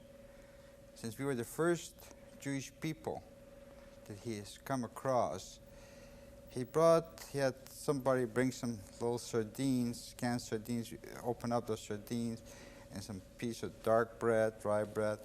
And we were giving out to soldiers as they came by this farmhouse where we were, as a token of our liberation. But all of a sudden, bombs, airplanes came down, bombs were falling, shells were falling, because the front line stopped between Suchavola, where we were hiding the village, and Brody. And that's where the front line stopped. But as I couldn't walk, or my brother couldn't walk either, as we found out, so we had to be carried. And my father found a horse and a sled, and we were very hungry. We were like scavengers. The first thing we did, we went from house to house. Even though shells were falling and bombs were falling, we went house to house looking for food, because some of the people left, and there was still food left. Even though it was cold, it didn't bother us, because during our hiding, when we were hiding, we used to warm the food that the lady would bring up at night. We would warm up with our bodies. So that was fine. We just couldn't get enough food in our stomach to satisfy our urge.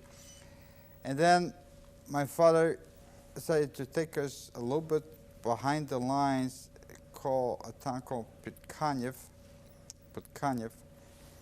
and he ran across some people. He said, "Do you know of any Jews?" He said, "Yeah, there was, looks like a brother and a sister, but they're gone." So we stayed that night in Putkanev, and my dad picked up some potatoes. So we were baking potatoes at night, and that was part of the nourishment. We just ate. We didn't have sour cream or butter. It was just plain potatoes. However, it became too dangerous, and my dad decided we have to go farther behind the line. And he took it to Pichayev, which is about 20 kilometers. In what direction? It was going east, away from the front line. And we got to Pichayev, I think that evening. We moved into a farm place, and we kind of settled down with the animals in a barn with straw. If I could interject a question, you mentioned that you were not able to walk. What was your overall physical condition like when you were first liberated? The only thing I had on me was skin and bones. I weighed 45 kilos at that time. So I don't know if it's because I was so weak from not getting enough food, or perhaps from laying for such a long time and not getting any exercise. Laying in a position where I could only lay or sit up. I could never stand up for 17 and a half months. Perhaps my joints were too lazy. When we got to Pichayev, about 10 days after our liberation, I got sick of typhus. And people were dying like flies. Even though it's a fly that passes on the disease, people were dying. My mother found a Russian officer, so happened again, lucky break. He was a Jewish officer, a doctor. And he put me into a Russian army hospital. And I was there about 6 weeks. After the high temperatures of war, and I got out of the hospital, Would you believe it? I was walking. I don't know how, but I walked out on my own 2 feet from that hospital. And in July of 1944, we came back to Brody. However, it was not the same Brody. Most of the buildings were destroyed. I mean, there were very few buildings that were standing because the front line was there for about 3 months. And where the ghetto was, there was only rubble, and the only thing that stood there was the walls of a synagogue. The roof was blown off, but the walls stood because the Germans couldn't destroy it. Otherwise, most of the buildings in Brody were gone. Out of about 15,000 Jewish people that lived in that area, there were only less than 100 of us that survived.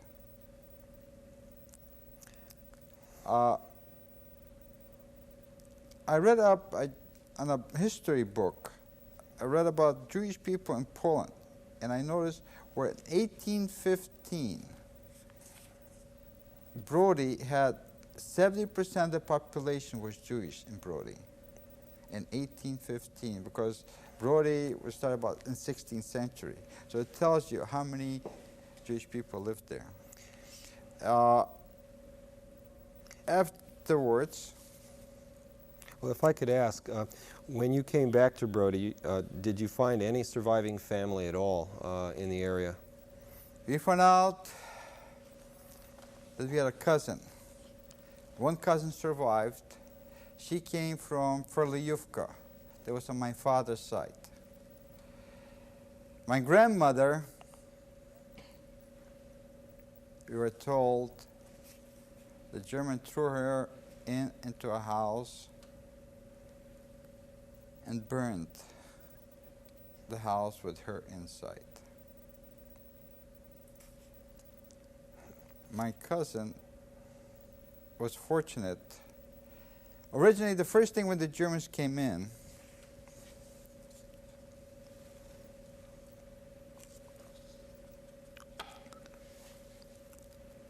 they rounded up a whole bunch of Jews. It wasn't the Germans, it was the Ukraine that did it. Rounded up a whole bunch of Jews with German help. They said they were going to bury some Russian soldiers, dead Russian soldiers and animals, horses that were killed.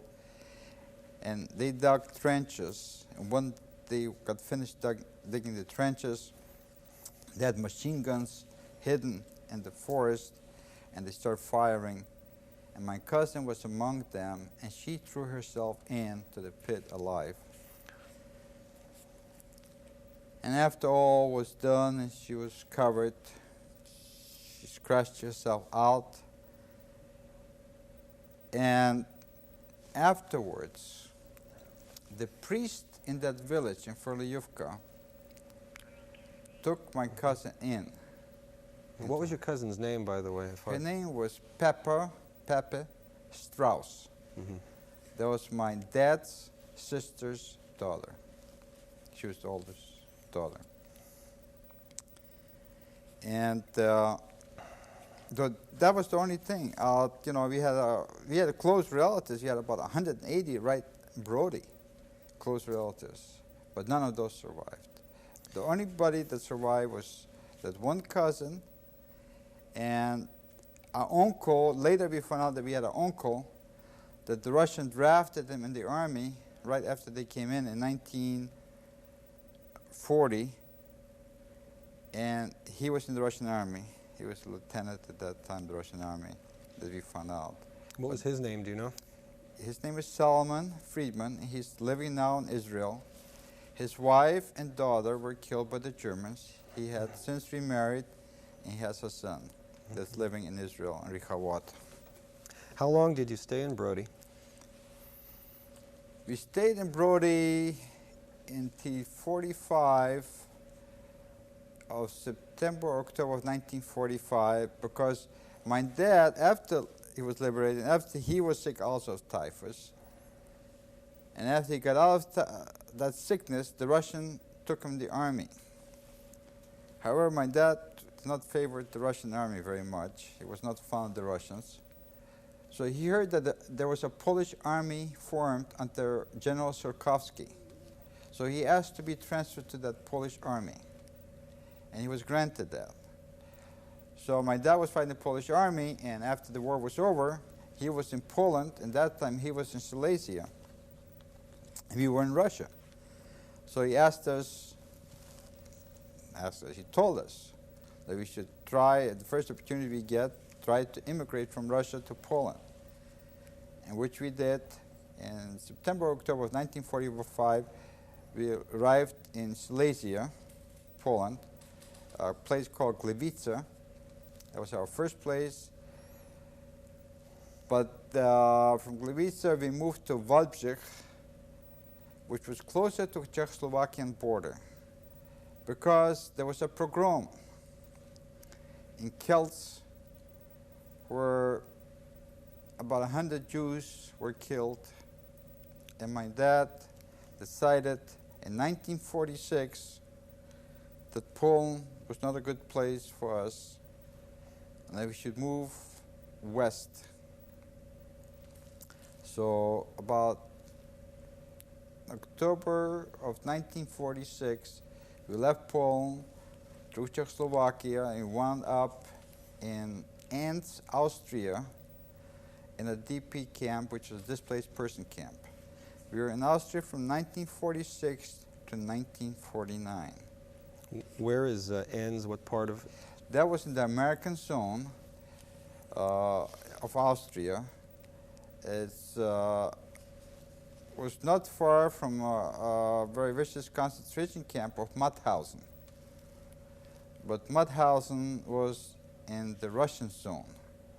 Actually, the river Enns divided the Russian zone to the American zone. We used to yell insults to the Russian soldiers across the river many times. During the time that you were in the displaced persons camp in Austria, what did you do during that period?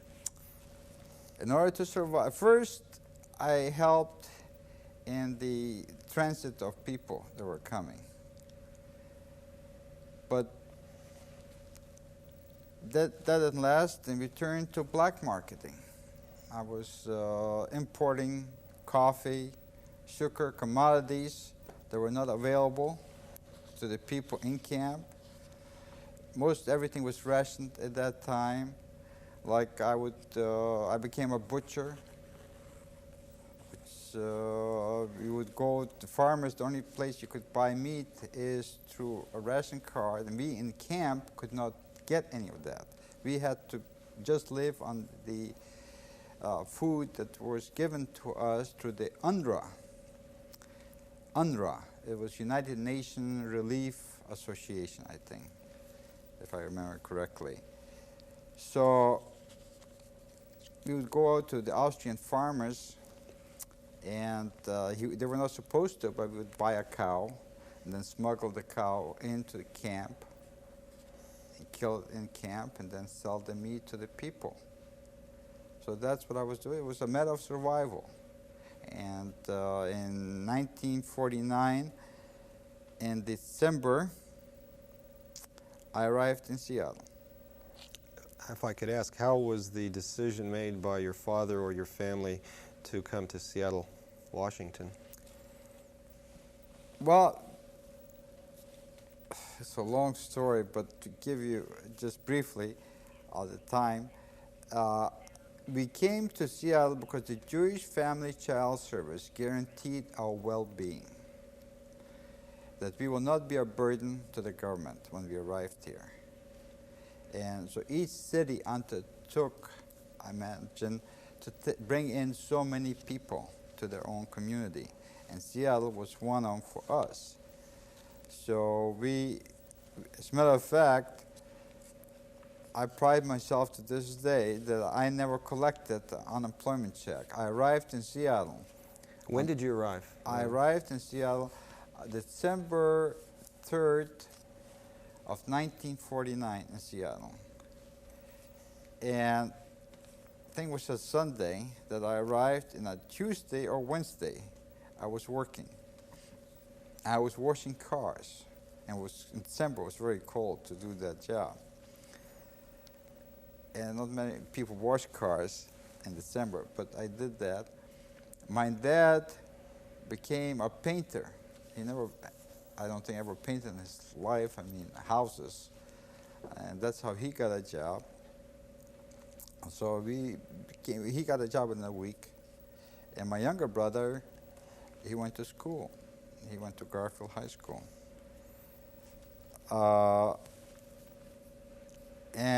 But my job situation didn't last. Whatever I was doing didn't last very long, because in October 22nd, 1950, I was drafted in the United States Army, even though I was not a citizen. And before I knew, I was in Japan, because I spent 10 months in Japan, and I spent 8 months in Korea. So in 1952, October 20th, it was October 20th, I got discharged from the United States Army, and I went in, I got a job as a salesman and selling of fashion, no, at that time I was selling fine jewelry. And I traveled through most of the western states. After about 8 years, I got into my own business, but that was in fashion jewelry business. And at one time, we had about 8 salesmen working for me. I used to travel to the Orient, import some of the goods, make goods, travel all over the world. And about in 1983, a certain change took place in my life. I went to an American gathering of Holocaust survivors, which was held in Washington, D.C. There were about close to 20,000 people there. You know, I don't know how many survivors. Most of them were survivors, but some, like myself, brought my wife, some brought their children. And I was sitting perhaps about 15 feet away from the President of the United States. And up to that point, I had a very difficult time talking about my past.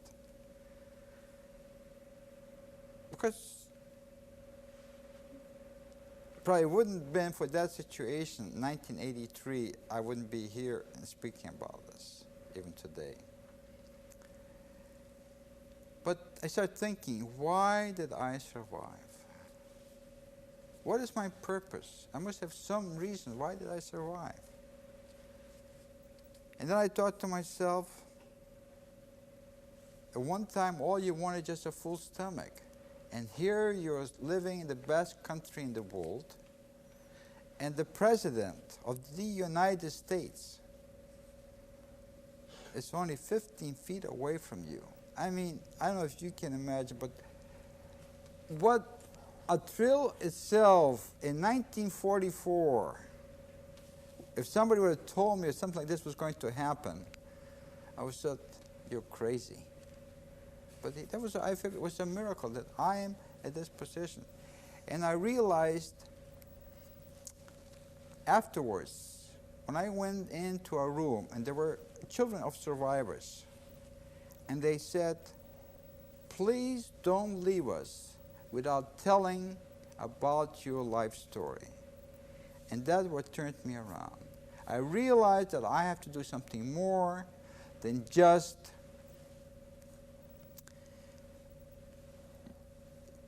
survive and raise a family. By that time, I had a wife, which very happily married, 3 wonderful children, which I'm very proud of. How many boys, girls?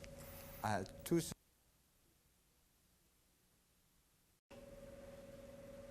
At one time, all you wanted just a full stomach. And here you're living in the best country in the world, and the President of the United States is only 15 feet away from you. I mean, I don't know if you can imagine, but what a thrill itself in 1944, if somebody would have told me something like this was going to happen, I would have said, you're crazy. But I figured it was a miracle that I am at this position. And I realized afterwards, when I went into a room and there were children of survivors, and they said, please don't leave us without telling about your life story. And that's what turned me around. I realized that I have to do something more than just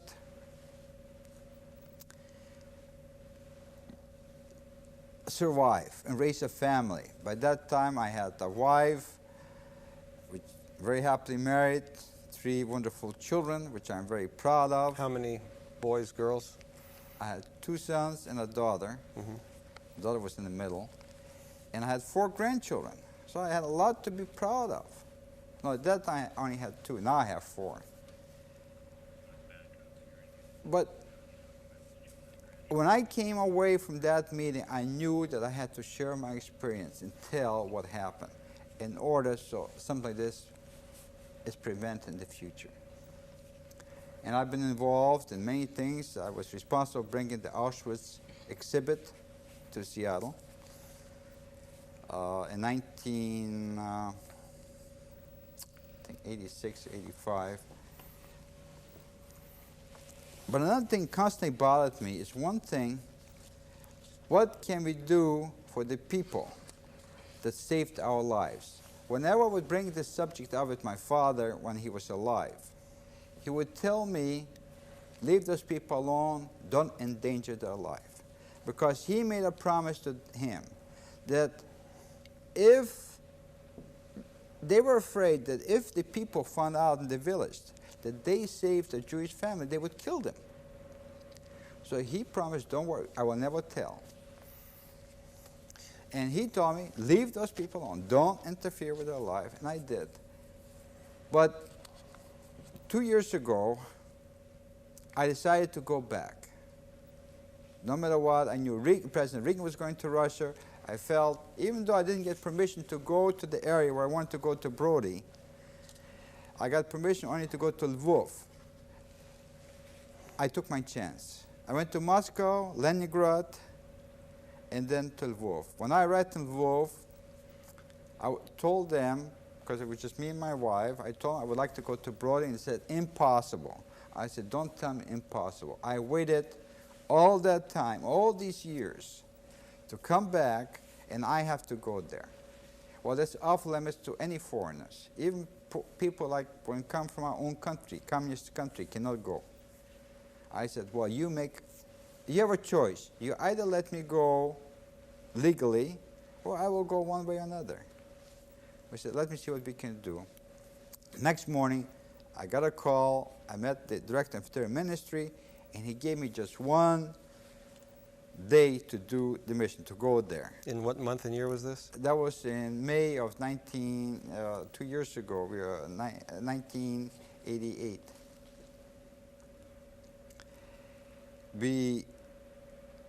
I said, thank you, but I had to use their car. I could not get a car, could not get a driver. I asked for a taxi, couldn't get a taxi. The next thing, I got a private person to drive me under the condition that he leaves his driver's permit, his license number with the officials, the car that I was in. I went to the village, and I had always a picture in my mind. I knew exactly where everything was. But once I got there, it wasn't there. It wasn't the same village. The straw roofs were gone. They had now metal roofs. And I thought my time is running out. I started asking questions. I had one man lead me around that's been in the village for a long time. And I didn't want to give away the place where the people were hiding me, because I didn't want to endanger still their lives. So I was talking to different people and asking about different people. And as I watch, a lady is pulling a cow on a chain to pasture. And I knew it was Julia, the girl at that time that saved my life. And I started yelling. I was maybe 100 feet or more, 100 yards maybe from her. So yelling, Julia, Julia. And she just stopped. And I ran up to her. I had a video camera. I ran and I said, Henry, and she couldn't connect. Friedman, she couldn't really connect. And I said, Ghetto, because I used to be called those days Ghetto. And she looked up toward the roof of the house where we were hiding, and she pointed at that, and like a flash came, she almost fainted. I had to grab her, hold on to it. We only had very little time with her. I brought some gifts. We hugged, we kissed. She had a bottle of champagne for a special occasion. She opened the bottle of champagne. We shared that. Her father, by that time, was 91 years old, something like that. What was his name? Ivan Simchuk. And he was senile. He didn't recognize me. So I had to say goodbye to her with a promise that we will see each other again. If I could interject at this point, while you were in Brody, you had mentioned earlier what happened to one of your grandmothers. Were you able to find out what may have happened to any other grandparents when you went back to Brody? Well, that's the only grandmother that I had left. I see. That's the only grandmother. Everybody else was dead. I mean, there was nobody from our family that survived. They all died through concentration camps or were just outright killed. All of your grandparents? All my parents, all my relatives, all my uncles, cousins, aunts, etc. They're all killed. They're all killed.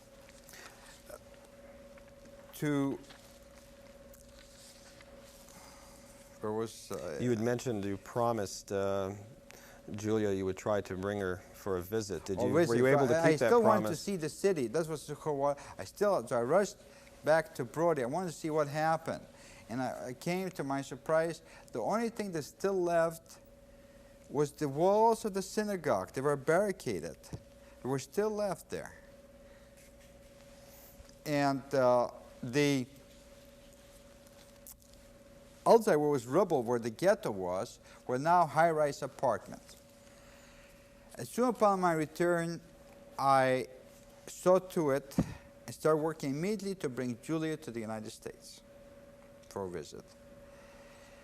And I won't go into all the details, but the gentleman that gave me, the director of Interior Ministry, that gave me permission to go back to Russia, also helped me to arrange papers and even airplane ticket. Originally, I got a note that she was going to come this year in April, I think, and because that's the only time she could get a ticket on Airflot. However, I wrote to my friend that I befriended, kind of the director, and he arranged for her all of a sudden to come in August of last year. I was supposed to leave for Europe, and I get a telegram within 3 days that she's coming on Aeroflot on a diplomatic plane that flies into Washington, D.C. from Moscow. That you had to change my plans. And it was to describe to you, how can one describe something like this? I mean, here I was living constantly with a certain guilt to do, because I felt not fulfilled my life without being able to reward this lady. She had to go through a tremendous hardship by the time she came to the United States. One thing, in Moscow, there's no hotel available. She had to sleep for 3 days on benches. She had to bring her own food because she can't even go into a restaurant at that time. Anyway, she came and she spent with us a month. It was the most thrilling month in my life, and I'm sure it was a thrilling month to her, because she told me she arrived here at night and I picked her up, and when she was leaving was also in the evening, and she felt like that she went to bed. It was like a dream in the evening. She went to bed, and now she's waking up, going back to her country. She received many awards, including the Righteous Medal Award from the Israel government. We had the Israeli Consul General came to this country, came to Seattle to present her the medal. The governor presented her with an award. The King County presented her with an award. It was most wonderful and the greatest feeling and fulfillment by bringing Julia to the United States. Mr. Friedman, if you could leave a message for the future generations, what would you like to tell them? I think the most important thing is education. I feel, and this is my goal in life, that's how I'm working. Since I retired of last year, I give my full time toward education on the Holocaust in public schools. Because only through education will the future generation understand and be able to prevent a Holocaust. Maybe the Holocaust just happens to happen to me, the Jews. I don't want other children to go through what I had to go through. And I think each one of us can make a difference. One person can make a difference. When we see hate, bigotry, racism, antisemitism, we can't let it happen. We have to stop in and stop whoever is doing it. I feel this happened at one time just to Jews. Tomorrow it can happen to another minority.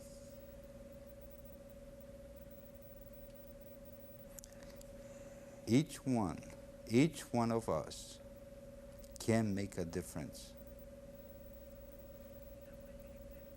If we want to have a better world for our children, we better start educating them, tell them what happened. So no child, no human being should ever have to go through what I did. Thank you for giving this interview, Mr. Friedman.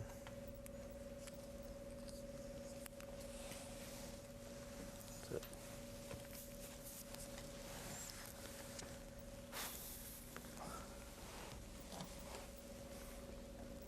Mr. Friedman, would you please describe what is on the map that Wait a is... second. Mr. Friedman, would you please describe what is on the map that's to your left? Yeah, this is the town where I come from, Brody. In about 10 minutes from Brody is Sukhowala, where I was hiding. This shows, at one time, this was all Poland. This part here, up to 1939, was Germany. This part here was Russia. In 1941, the Germans came in and occupied this area. Okay, tell me quickly what we have next. That's you? Dad. Yeah. Say we're on.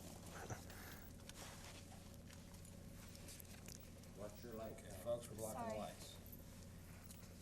Okay, Mr. Friedman, I see you have some pictures now, some photographs. Could you identify the individuals Yeah, that's there? me when I was 1936, when I was 8 years old, and this is my grandmother, the one that was the house where she was living. What was her set name? afire. What was her name? Do you remember? His name was Grandma. Vobit. Did he indicate who? No, just you have to name who's in the picture. This was my grandmother, and this was my cousin, not the one that survived. She did not survive. Her older sister survived. She's dead. Okay. Stop it. This is my mother. Wait a second. Okay. This is my mother. She died in 1955 in this country. And this is my father, and he died in 1983 in this country. This picture was taken in the 1951 or 52, and this picture was taken when my daughter got married. That was about, what year, Debbie? 1976? How many years you been married? Dad. Got it. You don't know how many years you've been married? 12 or 13. A date the picture was taken, if you can.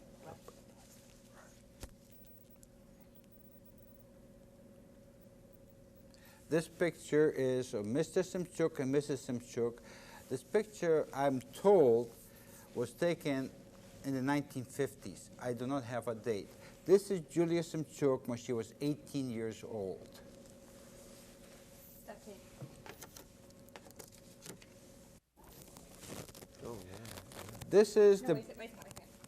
That's great. I have to let them know we're ready upstairs, and then they have to get the tape rolling. And let's make sure we stay out of the lights, please. Sorry. Go ahead. This is the barn where we were hiding. And 5 people were in this one area right here, in this little area. This is the size of the barn. This is the way the barn looks in 1988 of May 21 when I got back. No more straw roofs, they have a metal roof. But otherwise, many things are very much alike. Stop tape. Okay, This is, no, she has to say run. Well, she's ready upstairs. And then we have to get speed on the tape in order for them to be able to record. this is a picture of me on my driver's license. It was taken in Austria in 1947. And this is my driver's license, and here is, in English, it tells you that I can drive a passenger car or a truck. That's what I was trained in.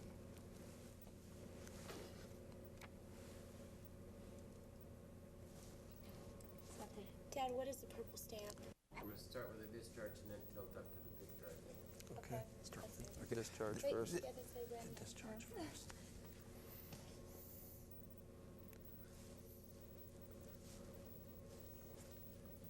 Discharge first. This is my honorable discharge from the United States Army. And this is a picture of me in Camp Cook, California in 1950. Stop tape. Okay, got 2 more and then we're done. Ready? That and her picture with Governor. This is her with the chain, and the cow is right over here. That's what I want to get. Yeah. And black and white. Oh, this. Let's do this and the proclamation, and we're done. This goes with it. Let's do this separate. Okay. Well, then let's see if Okay, there's. you can go ahead. We have Let me see the other one, Debbie. Mr. Simchuk now. Come on. This is. We can do these 2 pictures That's together. true. Okay.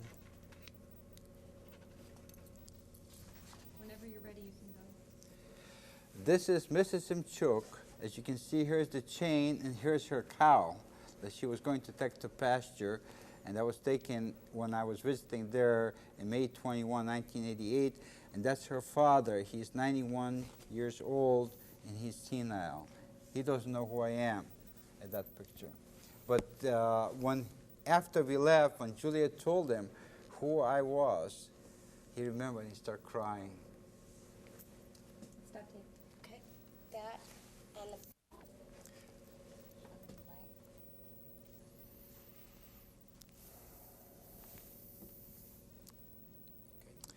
This is Julia Simchuk receiving the proclamation from Governor Booth. That's my wife. That's my granddaughter, Selena. And this gentleman was the interpreter. And this is the proclamation about Julia Simchuk, what she did was saving our family. Julia also received from Israel government the Righteous Medal, which this is the highest medal that Israel government can give to a non-Jew,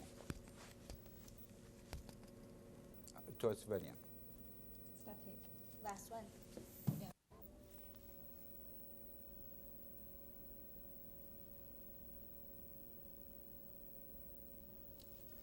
This is my good friend, the late Senator Henry M. Jackson. Reason one thing that Jackson was so close to the Jewish people is because he was in the army, and he was one of the liberators of a concentration camp, and he saw with his own eyes what happened in these concentration camps. And whenever people were thinking like the Russian Jews were enslaved, he visualized, always had a picture. When he talked to me one time, he always visualized the Jews in that concentration camp that died, the skeleton that he saw. And that's the reason he always had such close feeling for the Jewish people that were deprived of their liberty. Okay, That's we're it. done.